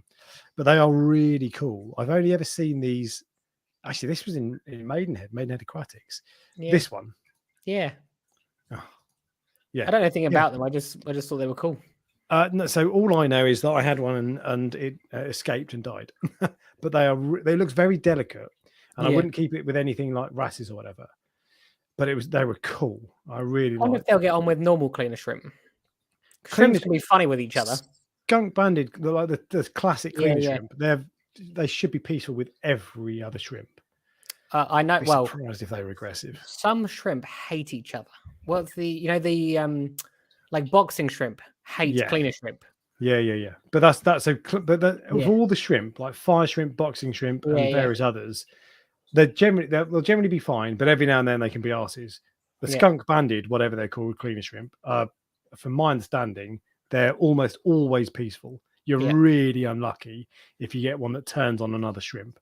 Boxer shrimp, fire shrimp, camel shrimp sometimes have a reputation, but cleaner shrimp are fine. So I would expect them to be okay, but I wouldn't want to try two in a Fujifilm Evo, for example. I don't know if we've discussed this before about camel shrimp, because you mentioned it. Camel shrimp have no place in the hobby anywhere. Correct. Think about it. They eat what coral. Do they do? They eat coral, and they can't go in a predator tank. There is no one. There's no tank that a camel shrimp can go in. Do they eat Aptasia? No, people think they do. People often buy camel shrimp thinking they're peppermint shrimp, even though they look so different. Yeah. Like unbelievably different. One of them looks like it's got a broken back. Because that's the thing, with peppermint shrimp, I had one eat my bloody torch coral, which was really annoying. But and it was like slicing and dicing, chopping it up. There were bits of torch coral going everywhere, so it wasn't just like, because sometimes you'll see a cleaner shrimp doing that, and it's just pulling a bit of mysis out. This was eating the coral. Fact. So sometimes peppermint shrimp will do that with LPS. Camel shrimp will do it instantly, no matter what, with all corals, So that's why I agree. But why are they still being imported? That's why I don't get. Cool.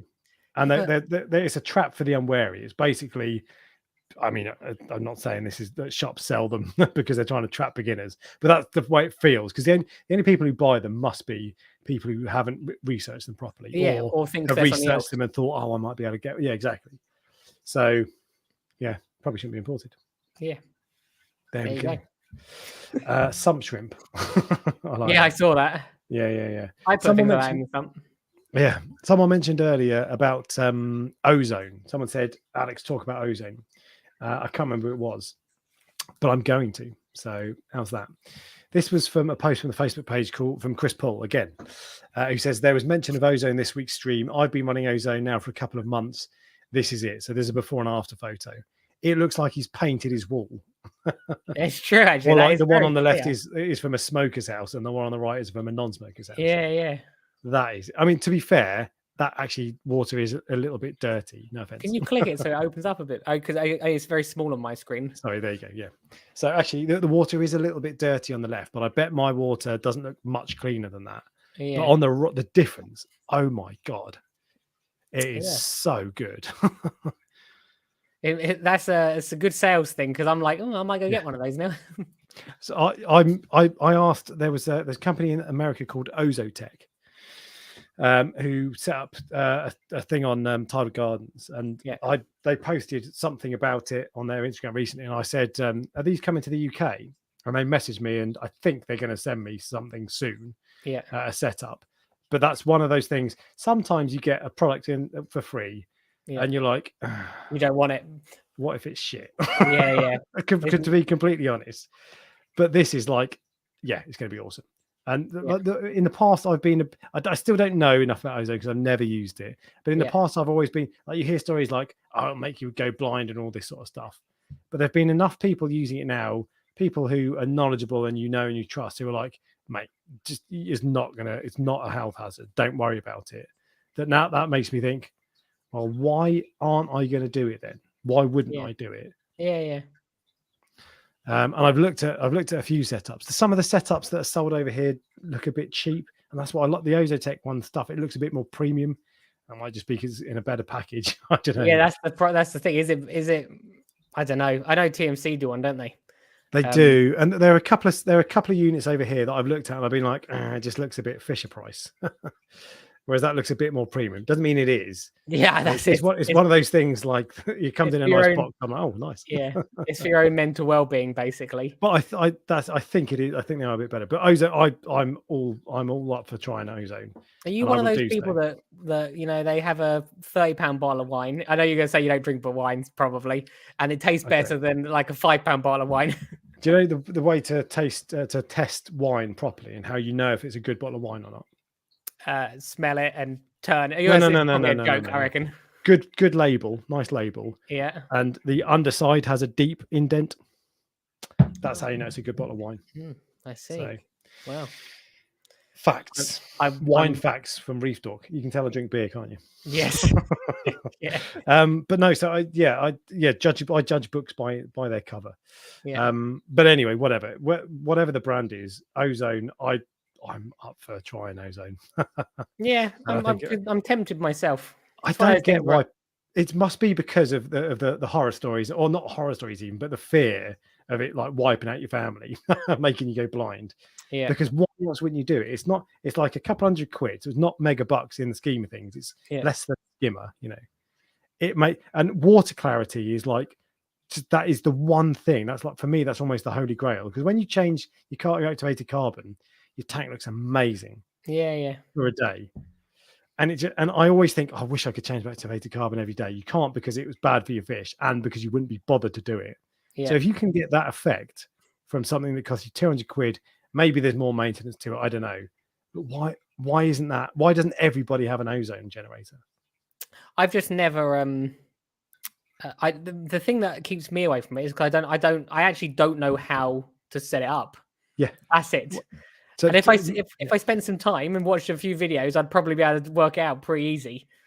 That's the thing, and that's probably why this company are thinking about sending me something, because it's like, well, if we send him one, he'll show a video on how to set it up, and then that will make other people go, oh, actually, it's not that hard. Yeah. Because it's probably one of those things that sounds quite intimidating. It's like an RO filter. When you first look at it, you're like, oh God, look at all those tubes. How do I connect it up? How do I put it on my water supply? And then when you get it, you're like, oh, it was easy. Yeah. So I wonder if it's just one of those things that they want to get it out there, and they think if they send out a couple and people make videos on it, everyone will be like, oh, actually, that's quite good. Yeah, it's probably really easy. That I feel like it probably is. There's complications with things like drying it and all this sort of stuff. But anyway, whatever. When I'm talking from a point of no knowledge, so from watching videos. So when I've got it, I set up. I'm excited. So that's ozone, and that Chris. Cheers for sharing that photo, because I was like, yeah, I want that. And the last thing from the Prestige Reef Dork Show Facebook group was from Sander Van Kammen, who says, what's the most you've ever spent on a coral or fish? I know your fish, Ryan. Or do I know your fish? Well, the king I would be I'd say the king. Well, it's hard to say. The gem tank I got originally, I think the king I was more expensive. So the king I was the most expensive fish I've bought. I think so. In terms, what about coral? It's hard to say, because remember, I never had any interest in expensive corals for myself, and I usually only get really expensive corals in to then sell on. So do you see what I mean? It's like I was like, the bounce mushrooms probably were some of the most expensive ones, I reckon. A couple of expensive chalices, things like that. I've had some crazy expensive torches, but again, they're only with me for a short period of time. Yeah. So they're not. I don't really.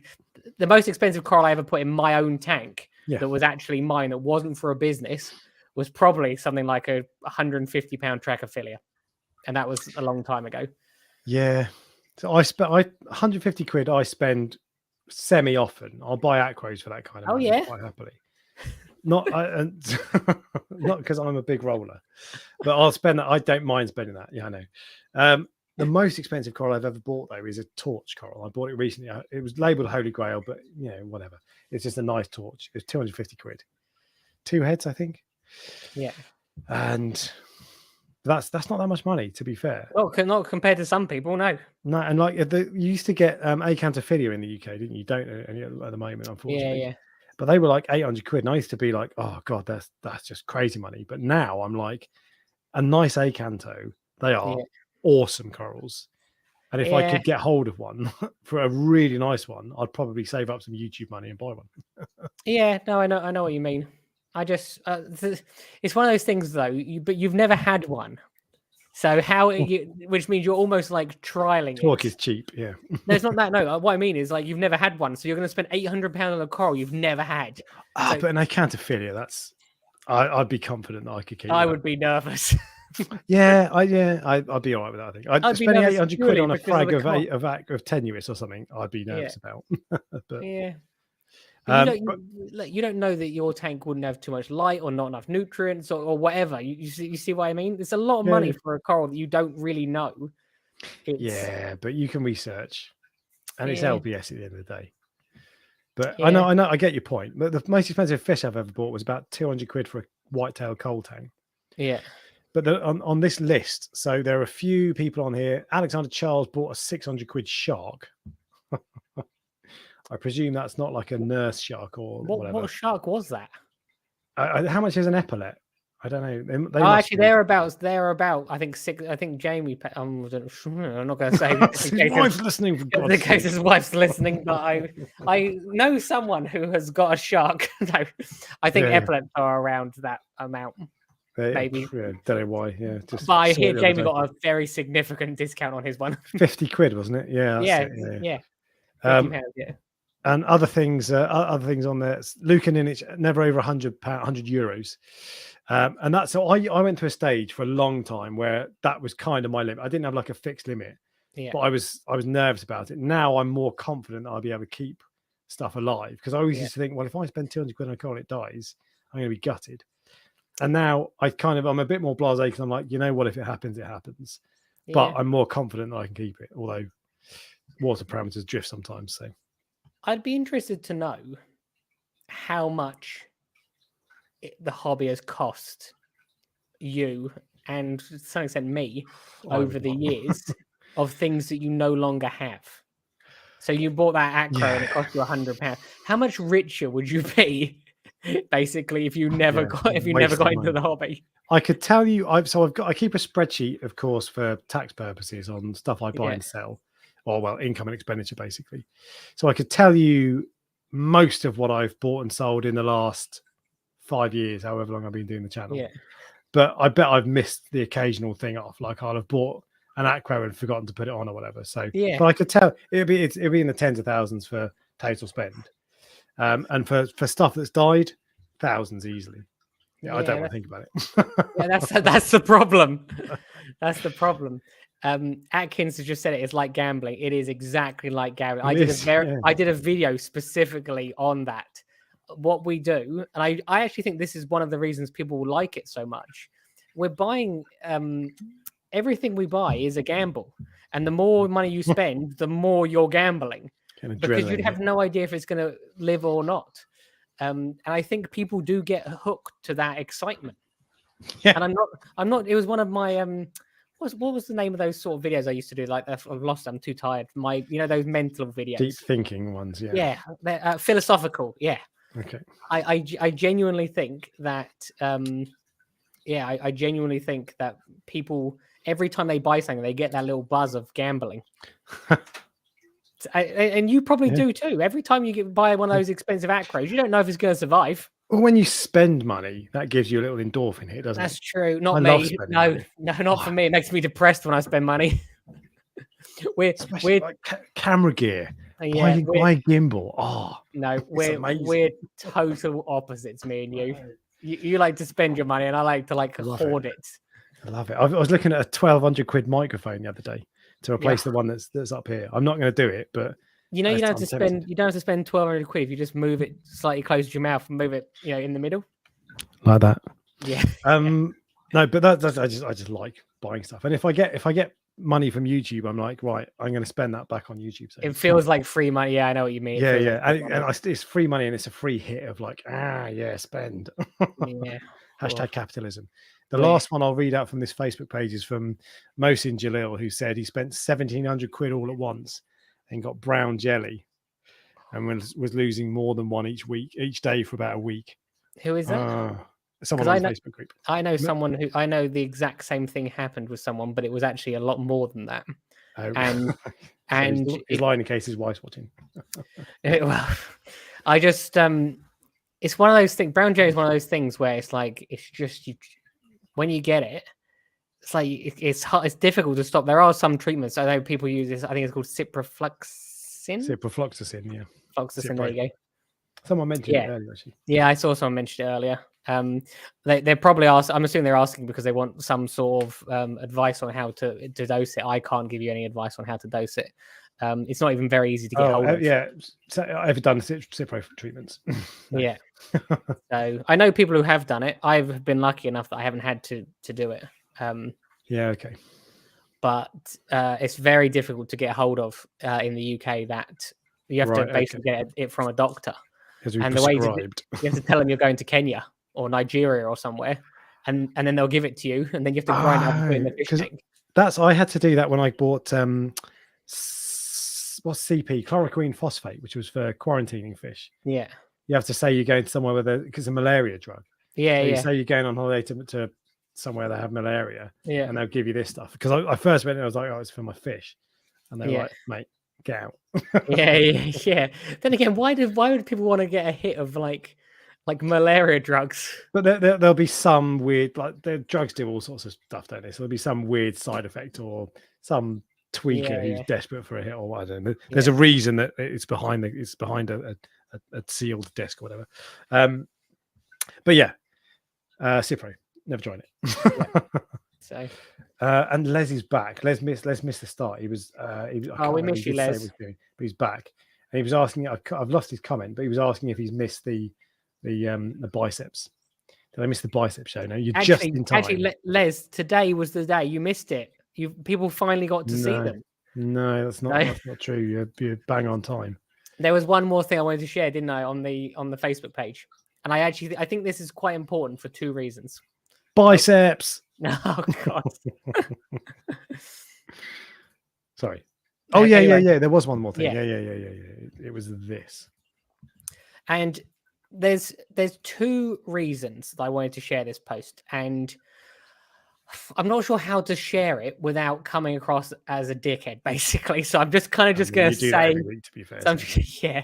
So I'm kind of just going to say what I'm going to say. So I can't. Is it Tim? I can't. It's too small on my screen to be able to read it. So Tim asked everyone. He said, "Look, I've got this Leptoceras, and he wants to basically remove the plug because he doesn't like the look of the plug. It looks unnatural, and I get it. I understand that feeling. I don't like the look of plugs in my tank." And he said, "Can I? What's the best way to remove it?" I'm trying to remember this. I can't read what's on the screen, so if that's not what it says, then I'm wrong. But it's something along the lines of removing that plug out of the center of it. Now, there was quite a few people that commented on it saying, "Don't move it." And I know firsthand that there would be no problem removing that plug because Leptoceras is one of those corals where it breaks into little tiny pieces, and most of them survive. It's like invasive in the coral farm. I have one which is green, which grows into the rack, and every time I like crack it off and smash it up and try and get rid of it because it's too much, it just grows back. So that there would be no problem. But everyone in the comment section said, don't do it. You'll probably kill it. So this is an example of people do like to be cautious, but it's about being careful who you listen to. And I'm not saying listen. As I said, so the thing is, that's good advice because you should be cautious. And the advice was be careful. You might, because there'll be plenty of corals. If you attack it with go at it with a chisel, of course, you'll lose the whole coral. So that's why. But what you're saying is they don't have the specific knowledge of this exact coral. That's like generic advice, which is good advice. Yes. But it's not the better advice, which is what you know, because you do this for a living. Yes, it's my job every day that I do it, and that's what I'm saying. I don't want to come across as arrogant. I actually didn't reply to that post specifically because I was going to reply on this stream. Because if I reply to the post, like 4 or 5 people might see it, whereas if I reply here, then thousands of people potentially will see it. But it's just there's lots and lots of advice out there. And it was just in this situation, I noticed that it was incorrect. They were well-meaning people and everyone wanted to help out, but I noticed it was incorrect advice. So I'm not I wanted to share. It was wrong advice. It was just that the better answer is yes. Leptoceras is a tough coral. You can treat it like a farmyard animal. Basically, yes. Yeah. And what will happen is Tim will remove it, and next week we'll be in the comment section saying it died. And I'm like, you bastard! Yeah, I want a free one. But the reason, so I think part of that. So I've got a jack-o'-lantern Leptoceras, and there's the plug is at the top as well. It's a massive colony now, so I can still my eyes focus on the plug, because I can see underneath it. I've thought about taking out before, but it's a funny It's kind of it plates when it goes off the edge of the rock, but it looks like a very thin, fleshy thing. So I've always thought, if I were to cut the top off, would that then strip all the flesh back? And I went through a spell of wanting to get it off, and I didn't because of exactly what these guys are saying. That's the right attitude to have. It's just that you've got the specialist knowledge. Literally, what I would do if I were you, like tomorrow, get your frag plugs. Literally, just if you push it into the frag plug, you'll lever it off, and it will just break. And then in theory, there's no reason it wouldn't be fine. I'm fine with it now, but there are some corals that I've never fragged one of those, so I don't know. There are other corals like I've got this enormous carpet of Sunset Monty, and I know it started on one big rock because that's what I put it, and if I could snap that bit of rock off, I'd just snap it off. Fine. Half of the Monty would be snapped. It'd be fine. I know that. Yeah. I don't know what that's like because I've never tried it with a lepto. Yes. And I'd be nervous. But what you're really saying is, don't worry, just do whatever you want. If he wants to do it, then do it. I agree with him. I actually hate having frag plugs in a tank. I can't stand them. So I don't even like even when they're covered by corals like that. Yes, So if I stick a piece of coral in, I try and glue it behind some like a ledge or something so that you can't even see what it's like. Yeah. So as I said, it wasn't meant to look like a dickhead. I was just trying to say, like, what you're trying to say is you're all wrong. No, you don't know squat. No, there's no one trying to say. I'm just trying to say, like, be careful. Everyone should be like take and use multiple sources is what I try to say. If you want to, I'm not really sure what I'm trying to say anymore. If I'm honest, I don't know. No, nor do I, because the point it's not like someone's told them, like if it was the other way around and someone had said, "Oh, cut it, it'll be fine," and you knew that it was a particularly sensitive coral that shouldn't be cut. yes, that's the advice you want to watch out for. So and that's the situation you're talking about. Whereas this actually was just cautious advice, which is not bad advice. It's just that it's not necessarily born from a place of experience, or maybe it is. Maybe they've tried it and they had bad luck with it. Yeah, possibly. It was the reason that it was because the reason I noticed it was because the guy at the end of the post said, "Okay, I'll leave it there," which is the opposite to what he actually wants to do. Yeah. So he's actually not doing what he wants to do based on the advice he was given. That's why it stood out to me. I'm going to say this with a due sense of regret and fear. Yeah. But most of the time, you should just do something. Oh. Yeah. Just crack on, see what happens. Yeah. How's that worked out for you? Pretty well. Oh, there you go. But I'm sure there are examples when it hasn't worked out well. We've got to move on because we're running out of time. We haven't even talked about the main thing yet. And the good news is we are on to the news.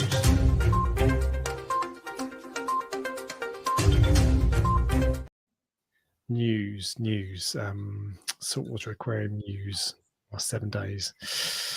Saltwater Aquarium news. No. Ryan, not much news on there, is it? There is no news, is there? No news. Play it again. So I was originally going to do that. I was planning on doing that. Yeah. And then, but there was something that came up today on Reef to Reef, vibrant update. And this is a proper vibrant update. So I'm going to take you to the US Environmental Protection Agency website. So you know it's serious. Yeah. So this is basically, actually, before I go on that, this is some kind of order or whatever application. Something has been put into effect. It's dated 30. The Americans do the dates the other way around, don't they? So it's 13th of July this year, and it's a conditional issuance of some kind of certificate or something, and it says name of pesticide product, vibrant aquarium cleaner. And so basically it looks to me like vibrant is being registered or has been registered or something like that as a pesticide. Did it say what actual chemical it is in that? You're asking. It's got this section here on the is this the third page? Where it says active ingredient, and I don't know if this is what they're saying. This is what you must put on the bottle. I think it is, but it might not be. Yeah. But it says, and so that's a long word. I know. I'll get there. The current bottle, I think, said vinegar, RODI water, bacteria, and something. That was it, basically. I think that was the main. Whereas this says, where's the page? There we go. It says polyoxyethylene, dimethylenoethylene, dimethylenoethylene dichloride, 3.5%. Which is different from bacteria, I'm guessing. But basically, the point of this is it looks as though it's being registered. Well, it is being registered as a pesticide, as far as I can make out. I don't really understand all of this, but basically, this whole Reef to Reef stuff that kicked this off saying it's a pesticide, it's being registered as a pesticide, and it says notice of pesticide cross registration. So it looks like it's being registered as a pesticide. Again, what do I know about this? But basically, it was all. You care?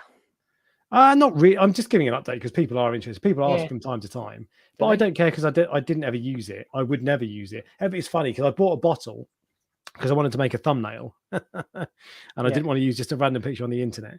In case I pulled one from their website accidentally and they didn't like it or whatever. So I bought a bottle. I've got that bottle somewhere in the house.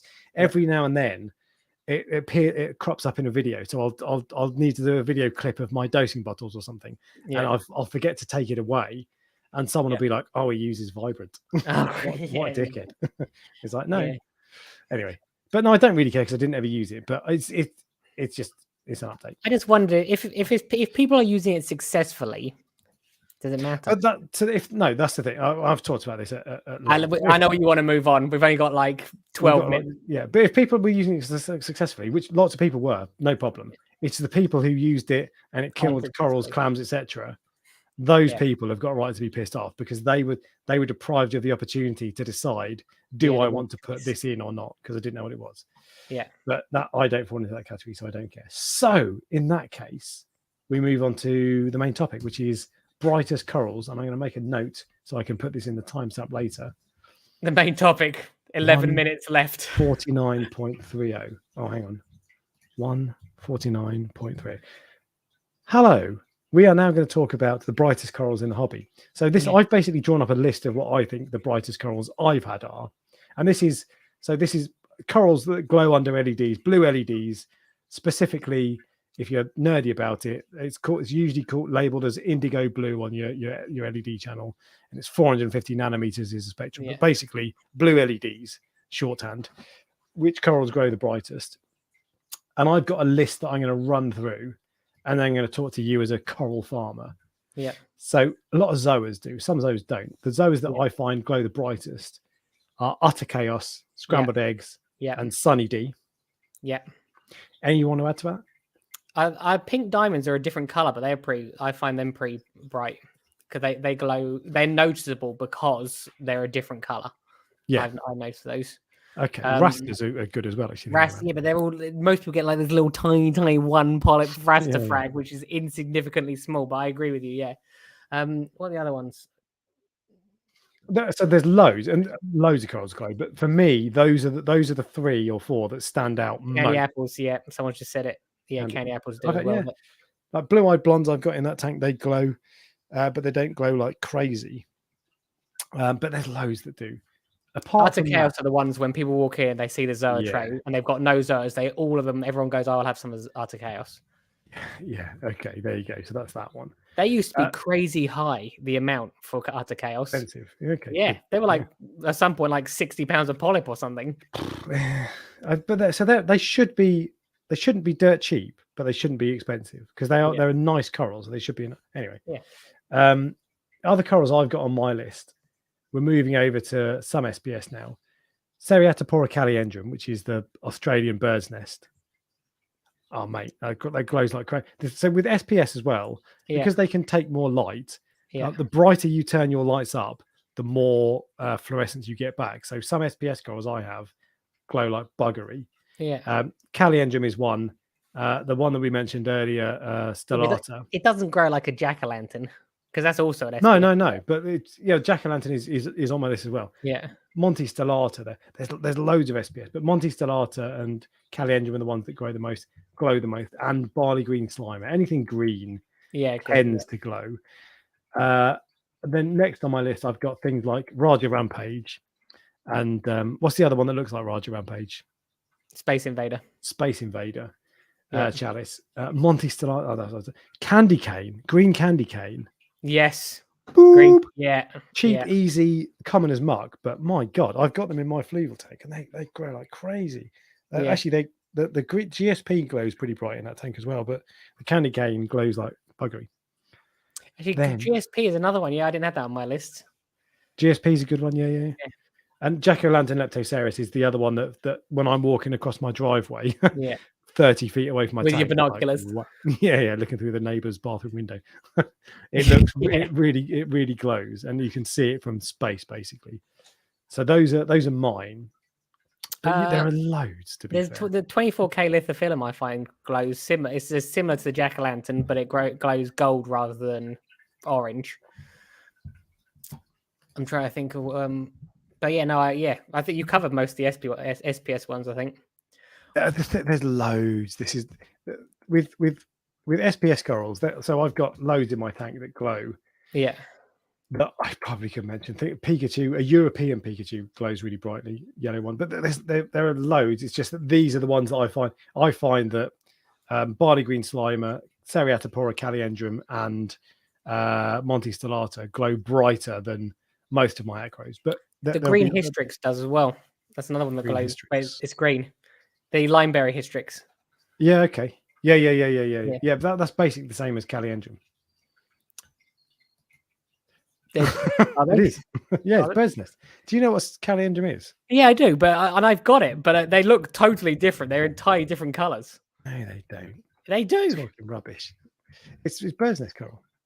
Yeah, look, but pink Hystrix is the same, but Oh, it's still a pink different Hystrix. color. Yeah. Pink Hystrix is different. That's skinnier. Yeah. But the green Hystrix, which is the limeberry Hystrix, is different to a Caliendrum. But so like a limeberry Hystrix is, but a green Hystrix, just a standard bird's nest, is very similar to Caliendrum. So this is Caliendrum. Yeah, I'm talking about the limeberry one. Limeberry is different. Yeah. This, I think that is might be Caliendrum, to be fair. I disagree. I don't think it glows that much. Maybe in your tank it does, but maybe it's not one of the corals for me. Maybe I'm a better reefer. I don't know. Well, we definitely know you're a better reefer. So, but it glows like crazy in my tank. Glows. Yeah, you have much higher pass, and maybe that's the reason. Maybe, yeah. But it stands out in amongst all of my corals, is what I mean. Yeah. What else have you got on? What other corals? There are some people that come into your farm and they're like, "What is that?" There's the blasto. I have some really large headed blastos. I was told they're called Blastomusa maxima, but I don't know if that's just made up. Sounds made up. Yeah, but when people see those, they go, "Wow." The other one is that gold Bernardapora. That stood out to you, didn't it? Nice. Yeah. As I said, the 24K lithium Hellfire torches are usually the ones that sort of stand out. Quite.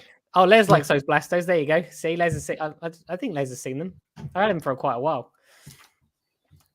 A lot of LPS corals glow quite nicely. There's some. I think the Hellfire is my favorite of the torches. Because you get Dragon Soul and New York Nyx, but I'd say Hellfire is my favorite, and I think that's the most vibrant one for me. The one that I've had anyway. It's interesting. The things like Goniopora and Alveopora, they add movement, but they're not really glowing, are they? Some do, but not some. No, but not no. Some do, but not. I've got a lot of fairly. Like I'm looking at one now that's pink and yellow, and it's glowing, but not massively. And I've got a green one that's really glowing because green. Actually, someone said Sunset Millie. That's true. That's one that glows as well. Oh yes, yeah, they are. They glow like crazy. They're really nice, actually. I've just sold a few of them. In fact, ML Rubber, I've sold one to you. There you go. It's really nice. Yeah. But there's loads. There's loads of acros. But basically, there's millions. Anything else on your farm that stands out that people are like? Well, Oregon torch as well. Really? With the green and blue. Yeah. Okay. I found one. I didn't know this. I put a coral. I came from a tank breakdown. It was just. I put it in. I have a tray where I just throw stuff in there. It was where that like weird stuff, and it was where those Christmas tree worms were, and it's in with the Xenia, and it was a piece of Oregon torch. I didn't know. I just put it in there. It's now like this. I haven't seen it for months. Never noticed it. Looked in there. And I went, "Where have you come from?" And it's massive. It's similar to the size piece I got from you, which was blue rather than green. Yeah, that was big. So that glows. Yeah, I find it glows because, again, it's just green. So yeah, okay.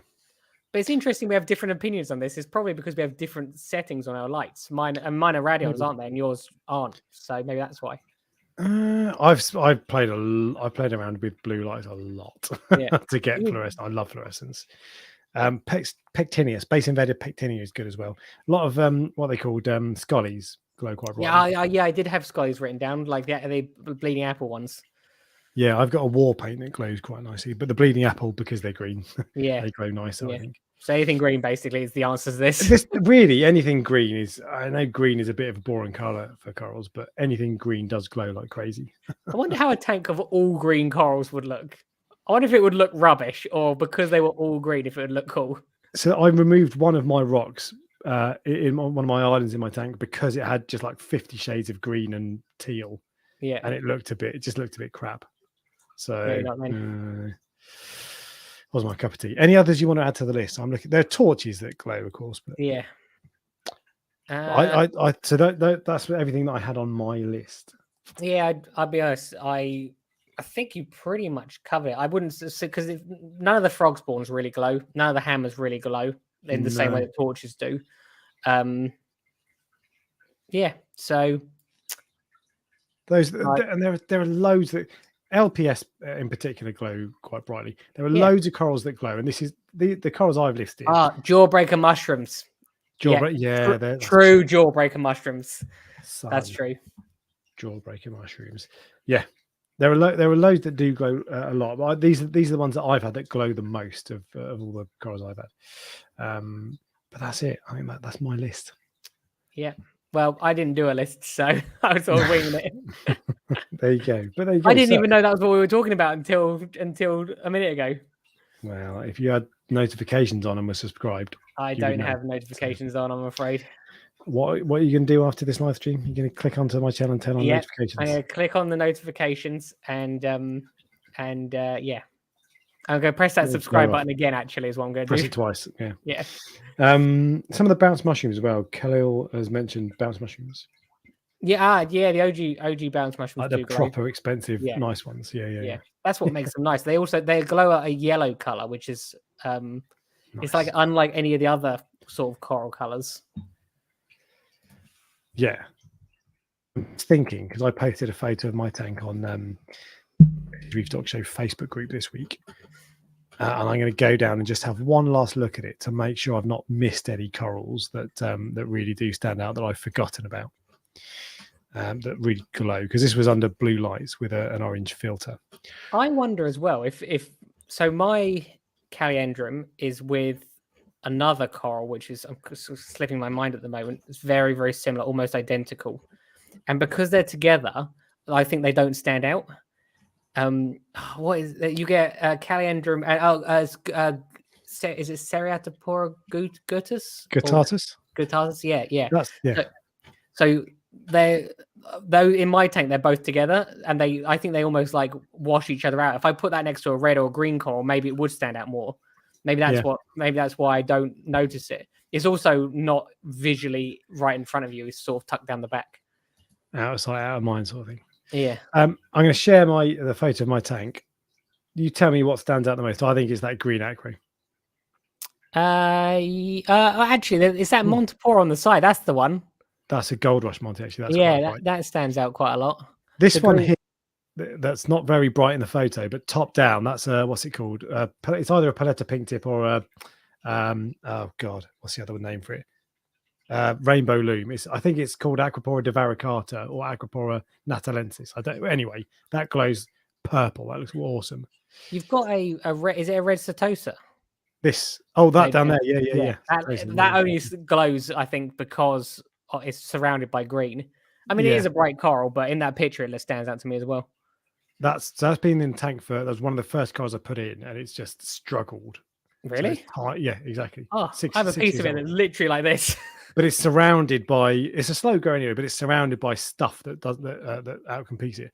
I think that's probably it, though, to be fair. It says the Tropic Thunder stands out. And someone said the wallpaper stands out. Doesn't it just? Yeah. I don't mind the wallpaper. Tropic Thunder, I do mind.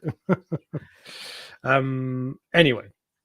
All right, well, we're going to wrap up in that case. Red glitter gunny. Red corals glow nicely as well, to be fair. Yeah, true. I've never seen a red glitter gunny. I've seen a red gunny. No, yeah, you do. You get like they're like metallic with like red dots on them. You do get them. They sound nice. Yeah.